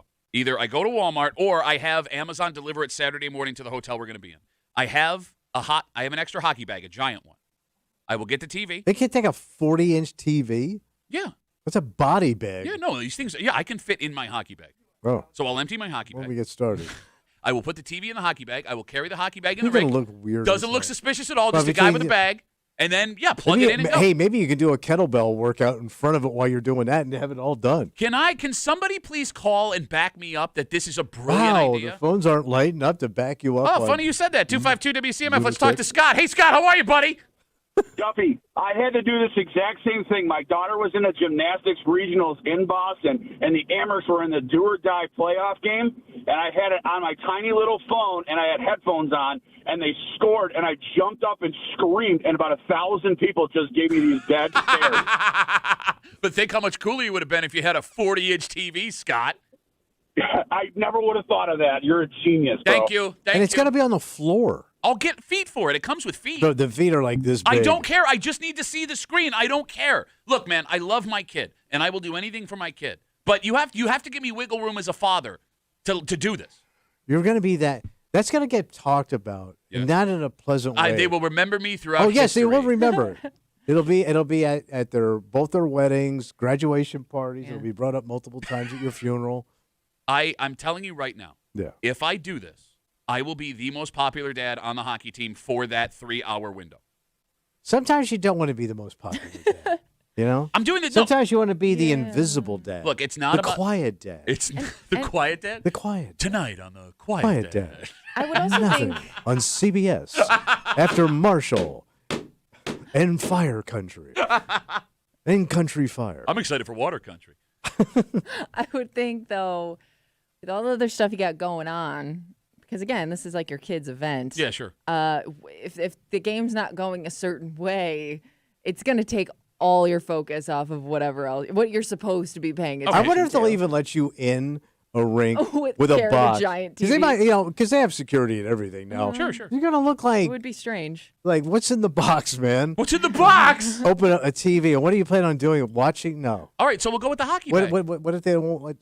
You're still going to have to assemble it and open it up. Sure, yeah. That'd be fine. They may not. You may get tossed. Okay, then oh no, I have to leave. Oh, Yeah, but then now you're the dad that got tossed for bringing his own TV. And then you got to BYO lug it. TV. You got to lug it all the way home with all her equipment and everything else. And what do you? It's a pointless TV. You don't even need it. So you can always use an extra TV. By the way, I will donate that TV happily after we're done. That's Okay, that's there's nice. my little you may universe. need to use it again. There Who you go. knows? All right, 252 WCMF 252-9263. Look, if this is stupid, give me a better idea. It's not stupid. It's embarrassing. Who cares? Who cares? There's no such thing as embarrassing when it comes to fandom. No. I think you've reached it. I think you've actually tapped it. 252 WCMF 252-9263. Looks like Fates is in the air, so we're not going to get him today. But I do have a situation brewing on Sunday. My daughter has a hockey tournament in Boston. We're leaving on Friday, right after the show. The Bills play on Saturday. If they play at 8, we're golden. Yeah. We are golden. Their games are over. They have a 4:30 puck drop on Saturday. If that happens, I will be buying a cheap TV at Walmart, 40-inch TV, sneaking it into the rink, plugging it in with a Roku stick, and watching the game on the floor or somewhere while my daughter is playing in her tournament. Perfect. Let's talk to David. He's on CMF. Hey, David, how are you, buddy? Hey, I'm all right, man. Been listening all morning. Do good, be good, go Bills. Go Bills. Hey, don't do it, dude. Why? I'm telling you right now, your answer is Paramount Plus. It's the only way I can. I'm in Montana. It's the only place I can watch the Bills, right? I listen to you guys online. I watch the Bills on Paramount Plus. I have kids too. I was in an arena yesterday watching it on my phone on Paramount Plus, and at one point I was 2 hands in the air going, yeah! and I got the "What the F are you doing?" look from my wife. Mm-hmm. It was quiet. It's a rodeo. It was quiet while they're watching their kids do their horse performances, and I made an ass of myself in the arena, according to my wife. All right, but here's the thing, Kevin. I'm a Mafia fan, so I was good with it. All right, here's the thing, Kevin, all right? And I'm going to say this from the bottom of my heart, and I mean this, right? You're a great dad, Kevin. Or, I'm sorry, David. You're a great dad, David. And you do so much for your kids. They do rodeo, man. That sounds expensive. Right? Wait, so but your it's kid the most was boring thing to be a spectator at. Okay, fine. So all you do for your kids, you wake up every morning, you He's break from your back. Montana. Well, I'm just saying, okay. For you to look like an ass in a room of people you're never going to see again, who cares? Your wife's got to eat that one, man. She's got to wear it. This is your day. This is your team. You do what it takes to enjoy your experience, David. You feel no shame. Do it again if you have to. Hey, I'm with you. Amen, I'm down bitch. with Come that. on, David. Tre'Davious White was the MVP of the game yesterday. Preach. I watched every minute of it. Yeah. Made a fool of myself. I don't care. Woo. And I don't honestly care what my wife thinks. Yeah, Dave. And my kids got to face all those other kids the next time at the arena, and I'm that douchebag sitting in the stands. David, they think you're a douchebag anyway. Just go with it, buddy. It doesn't matter. Yeah, you're right. You're right, and I don't care either. Thanks for the call. There goes David. You just don't get it because you're not a sports fan. No, I don't get the fact that you have a convenient way of watching this, but it's too small for you. Bro, it's a divisional game. Well, it has nothing to do with the size of the screen. Here's the other problem, and I'm dead ass when I say this. If we go phones, every parent will be on their phone watching it. Okay. And they will all be at different points of the game. But just seems so inconvenient. Hear me out. I'm listening. I think the phone, though, might be faster than the TV. Well, no, but I'm saying if I have the TV out, nobody's going to need their phone. We can all watch the game together. If everyone has their phones out But separately. it only takes like one person to be cheering before. I'm it just all trying to happens. think like where you're going to set this TV up where everybody's know. not going to be standing in front of your TV Gonna be or sitting on walking a ice through. rink You can walk. I get center shot. Everybody is welcome. I get center shot. I have paid for this Are you TV. gonna bring your like fold pop open chair? No, I don't know, whatever you I call will it, be folding chair. I'll be standing because it's a divisional game. I'm also gonna bring some street chalk and I'm gonna draw a circle on the Where floor. you can stand. This is my area. Everyone else is welcome around Goes it. so well. 252 WCMF 252-9263. All right, you say phone. Kimmy, could you watch this Phone or game on laptop. Could you watch this game on a phone? I could watch this game on a phone. How about a laptop? A laptop's like a small television. Yeah. Laptop's like a It small is. television. It's like a says old 20-inch man. TV. And 20 it inch. What are seems we? much more convenient to Amish? just set it on your lap. Shall we watch The Honeymooners, buddy? Right to the moon, Alice. That's right. Right to the moon. Remember that great show where he constantly threatened domestic violence against his wife? 252 WCMF. Let's talk to Kevin. Hey, Kevin, how are you, buddy? How you doing? Timmy, Tommy, Yes. Lance. How long till after the game when you leave your family? Say that again? How long till after the game when you leave for your other family? My other family. Well, you think this is a bad idea? What happens when your daughter scores a goal and she asks you about it? I'm right there. And they got Live Barn, which is the thing that records all my daughter's games, so even if I miss it. See, here's the thing. I'm heartbroken, Kevin. I had to work yesterday. I was at Bill Gray's watching the game. My daughter scored. She had a game at the same time yesterday. Oh. And it was at Brockport, so it's like the one place that doesn't have the camera. You know what Oh, I the mean? Live Barn? Yeah. So, I mean, Kevin, you got kids, my friend? Yes, I do. How many kids? 5. How old are they?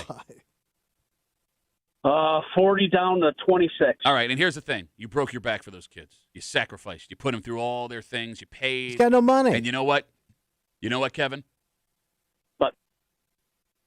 They don't appreciate it. Even as adults, they look at you. They go, look at this old man. They buy you socks. Oh, I know they don't. I know they don't. They buy you socks for Christmas. They go, oh, he's an idiot. Oh, look at him. Thinks he knows everything about everything. Well, you know what? You could have been watching games, Kevin, instead of soaking in their things that they didn't appreciate. And you're yelling at me. We're on the same team, Kevin. How dare you?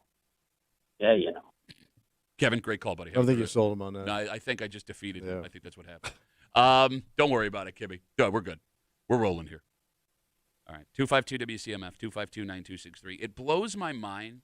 What's that? Well, we do live in amazing times. Yes, we do. Like the convenience of these things now, it's incredible. 100%. Like it wasn't that long ago where the only way you'd be able to take this game in was with a transistor radio. Yes. Right? Watching your kid play sports. Which is why my dad never came to my stuff when the Bills were playing. Yeah. I have vivid memories. And here's the thing. I don't even blame him for it. I played Vince Lombardi football. It's like Pop Warner, but lower. For the Gates Stallions when I was like 8 years old. Mm-hmm. And the games were always on Sunday mornings. And my aunt would have to take me to all my games. Oh, my God. Because if the Bills were playing at home, he was going to that game. What happened to your mother? She was going with him. Oh. That's when things were good. Oh. Okay. As far as I know, I don't know. Right. It's just a baby. Who knows? Like, Kimmy. Yeah. I know that this stuff matters to our kids. And you Yeah. know me. I rarely miss my daughter's Yeah, stuff, yeah. right?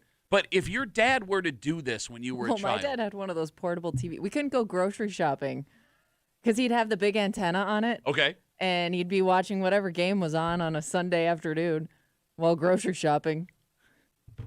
Okay. Is that embarrassing? Yeah, it is. You would, as a grown person, if your dad did what I I'm am pretty going sure he probably took it to kids' events too. Okay, so Yeah. you would understand it now, right? Grown up? Yeah, but do we want to be our dads? No. It's not that I want to be. Shouldn't we have learned from their mistakes? But I don't. I think you've got to look at how is this going to age. Yeah. With that, what I'm doing. How is it going to age? Well, the TVs, they're constantly updating the technology. So true. The TV's So not going to true. age well. You know what I mean? Again. It's just that whole thing of you walking in with a TV. I know. It's I know. hysterical. Your daughter's going to be mortified. She won't know. She'll be on the ice. She's going to see you walk in with a TV. I'm going to put it in a hockey bag. Oh, my God. 252. If you have to hide it, it's probably not a good idea. That great. Look, I'm not ashamed. great You point. You guys are the ones saying I have to hide it. I wasn't going to try and hide it. I was just going to walk in with March the in whole. with it. 252 WCMF again. My daughter has a hockey tournament in Boston this weekend. They have a game at 4:30. If the Bills play at 8, we're golden. If the Bills play at 4:30, I'm going to need to find You a got way. trouble. We do it right here in River City with a capital T and then another V, and I'm bringing it into the rink. I'm going to buy a TV at Walmart Saturday morning in Framingham, Massachusetts. I'm going to walk it into the rink, stick a Roku stick in, find a plug, and we're going to watch this Bills game while our kids play hockey. 252 WCMF. Let's talk to Brian. Hey, Brian, how are you, buddy? Hey, guys. Hey. Good morning. Hey. I'm telling you right now, don't do it. Why? There's nothing more important than your daughter out on that ice. I don't care if a plane crashes. Sure. She's the most important thing. I'll tell you why. Why is that? Here's what happened to me. I was working and filming my daughter's dance recital. Well, during the whole dance recital, I'm filming her away, doing everything. We get back home, show the film to Grandma, and she looks at me, and everybody else looks at me and says, "Who the hell were you taping? That's not Brianna."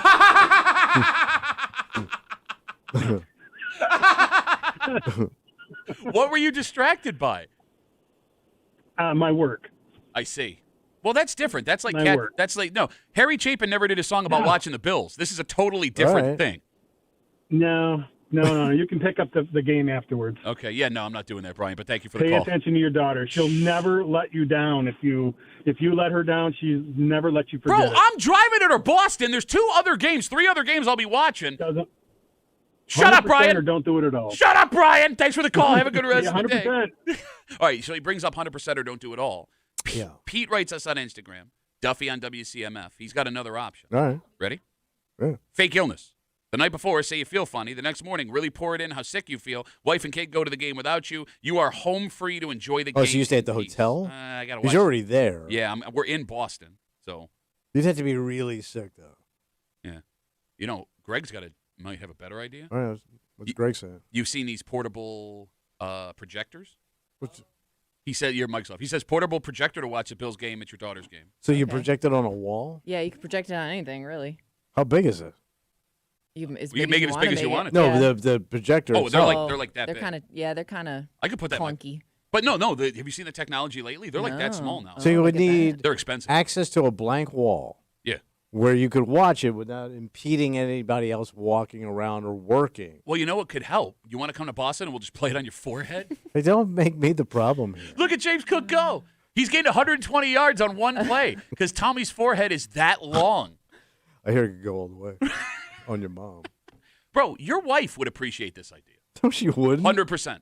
Why? Because she's a diehard Bills fan. That is crazy. Any means necessary. And, like, here's the thing. Even all the guys that are criticizing me, writing me on social media, all this stuff, blah, blah, blah, blah, blah. Yeah.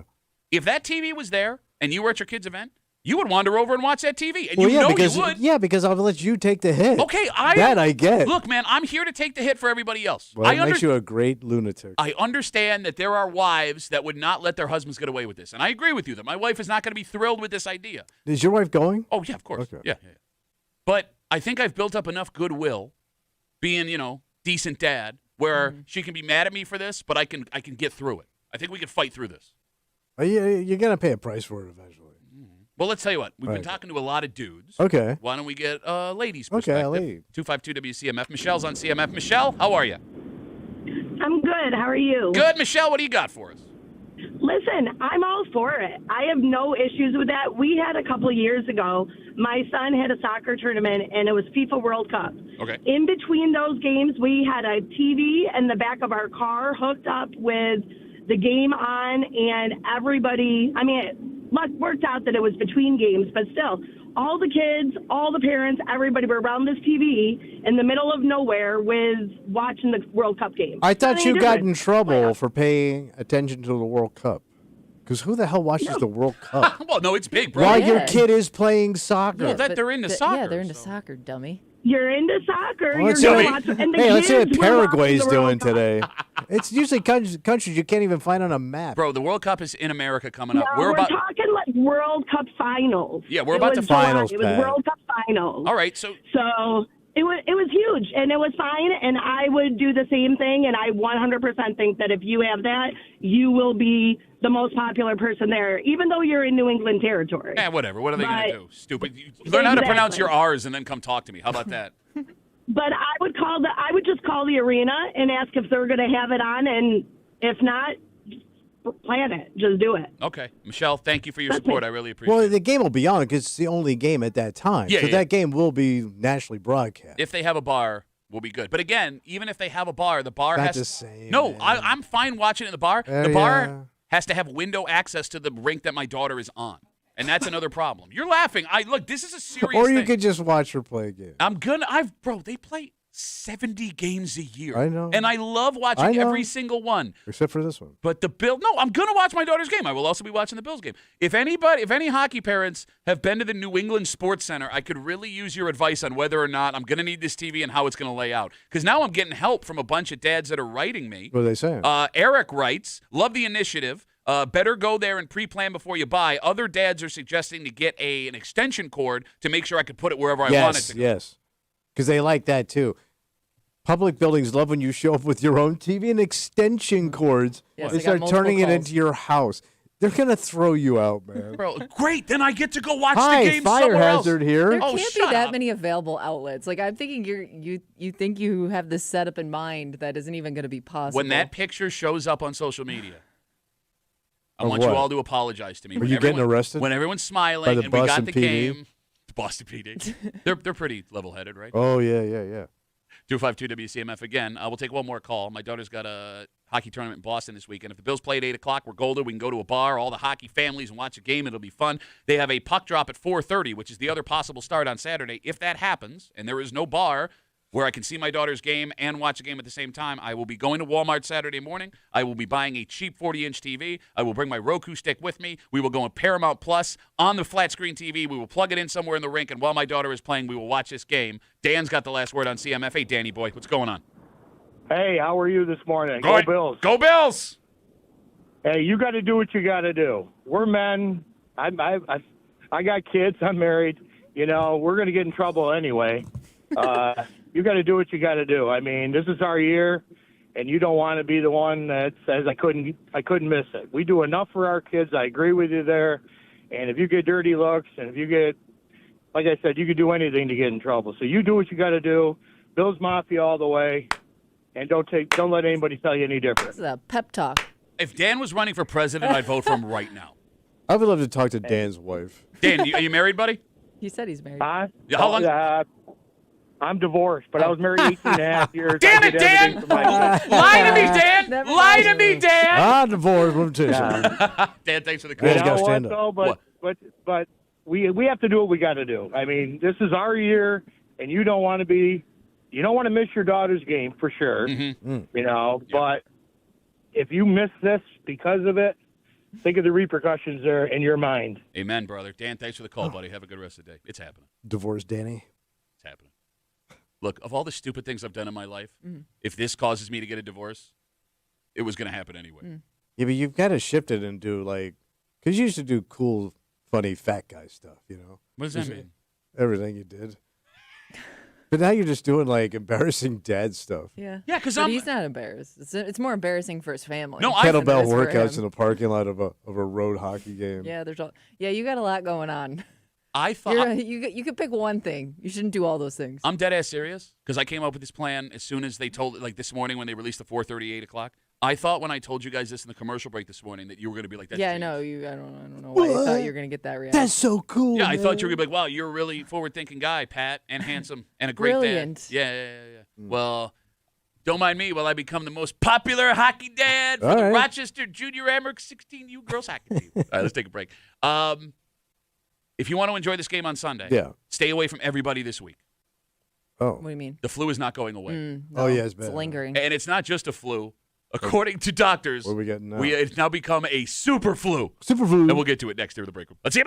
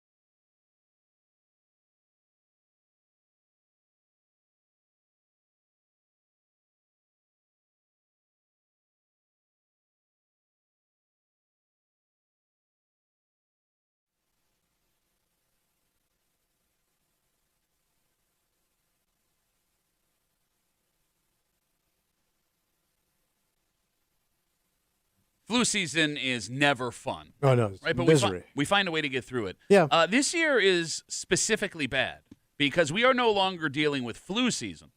We are now dealing with super flu season. Historic flu season. No, it actually is. Super flu.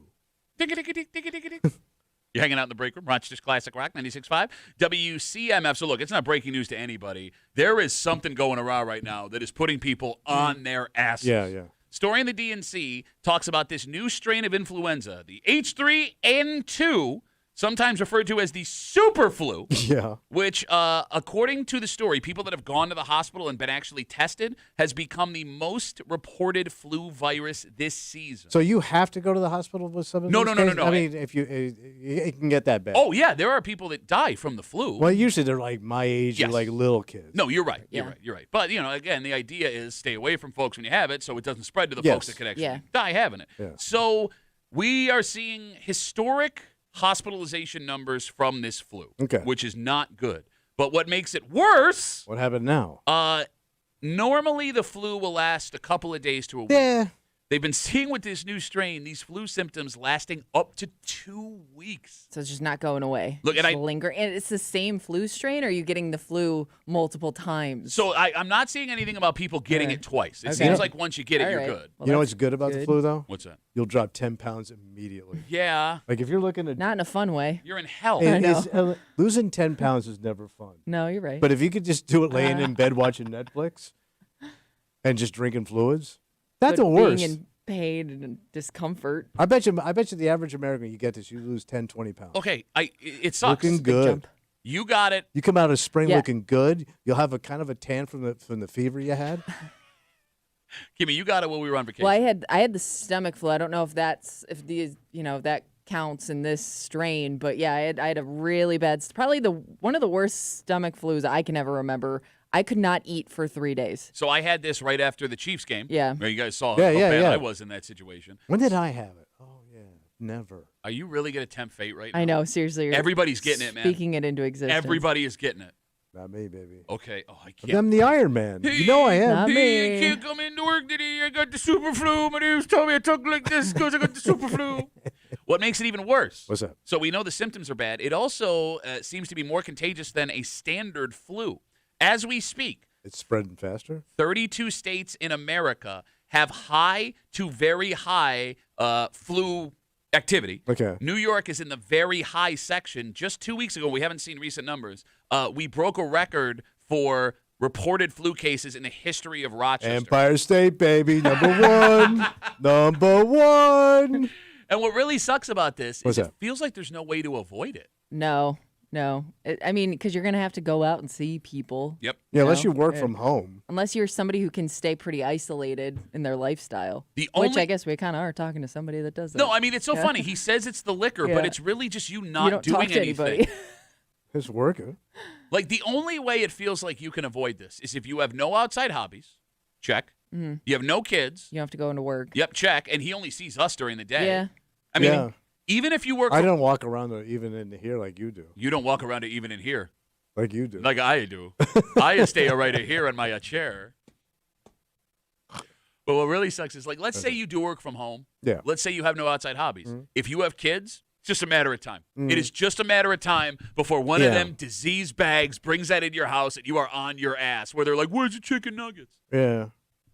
What I am hearing a lot of people that went and got the flu shot Mhm. that are still getting the flu and they're pissed. Well, And I know it's supposed to be like if you get the flu shot, it's not as bad. exactly.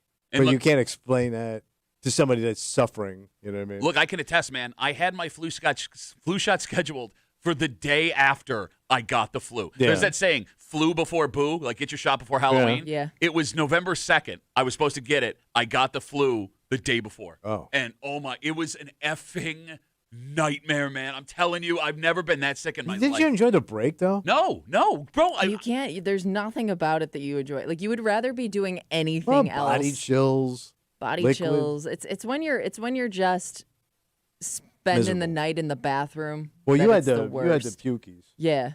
Kimmy, you were in It's that. like you can't even breathe. Yes. You're just in pain. I will say this: I would rather have the trots than the pukes. Oh no! Oh, Give me the pukes. Oh no, I don't mind a good squirt. But man, throwing up like that because it's exhausting because Yeah. like when you throw Right. up, it's like chopping wood.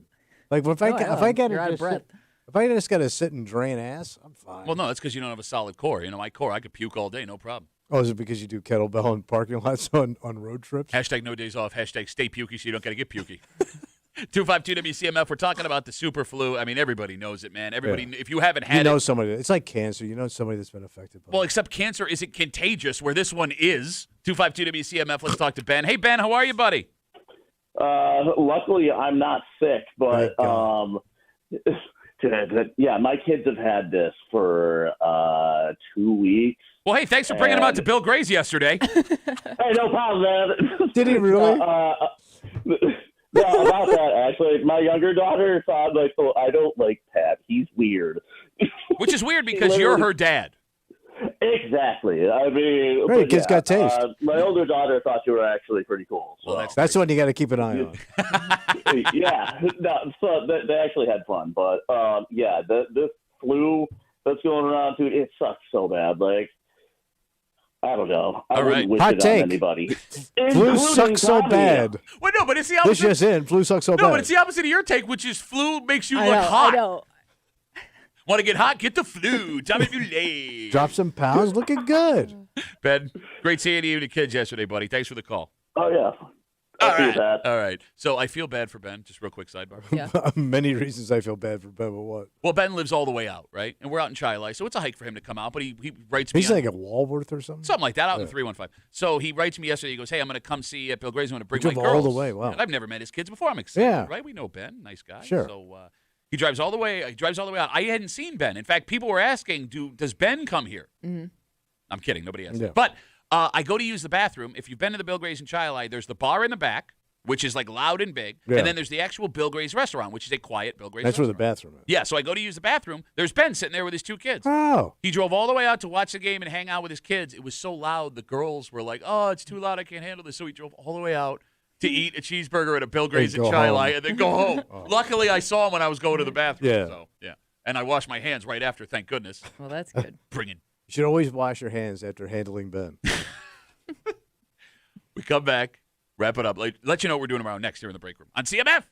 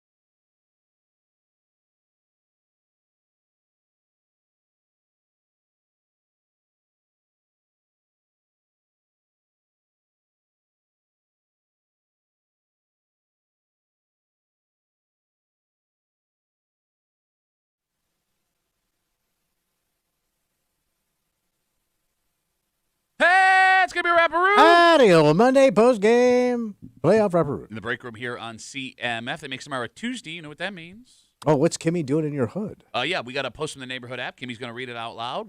She's going to remove street names and town references, but if you listen, have to listen. There will still be enough clues for us to figure out where they whine in just after 9 o'clock tomorrow. Also, we have something to give you before we go. Oh, let's get it. You can visit the contest page right now at WCMF.com. Enter for your chance to win a pair of tickets to see Thunderstruck, America's AC/DC, at the Vine Showroom on January 24th, courtesy of Del Lago Resort and Casino. You must be 21 years or older to attend a show at the Vine. Tickets are on sale right now at delagoresort.com. Jolene is on her way in. Jolene, don't take my music away. Oh, she's got plenty of music. Oh, bless her heart. You're welcome. We got to get out of the way.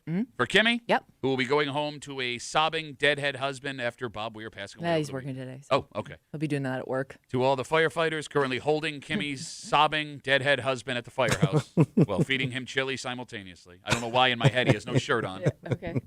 Good luck. For Tommy Muley? Yes. You were thinking this. You had the same fantasy I did. What's that? A shirtless, crying Kimmy's husband. Full of chili? Being fed a wooden spoon of chili from one of his firefighter coworkers. My name is Pat Tubby. We'll see you tomorrow morning in the break room, 6 a.m. on 96.5 WCMF.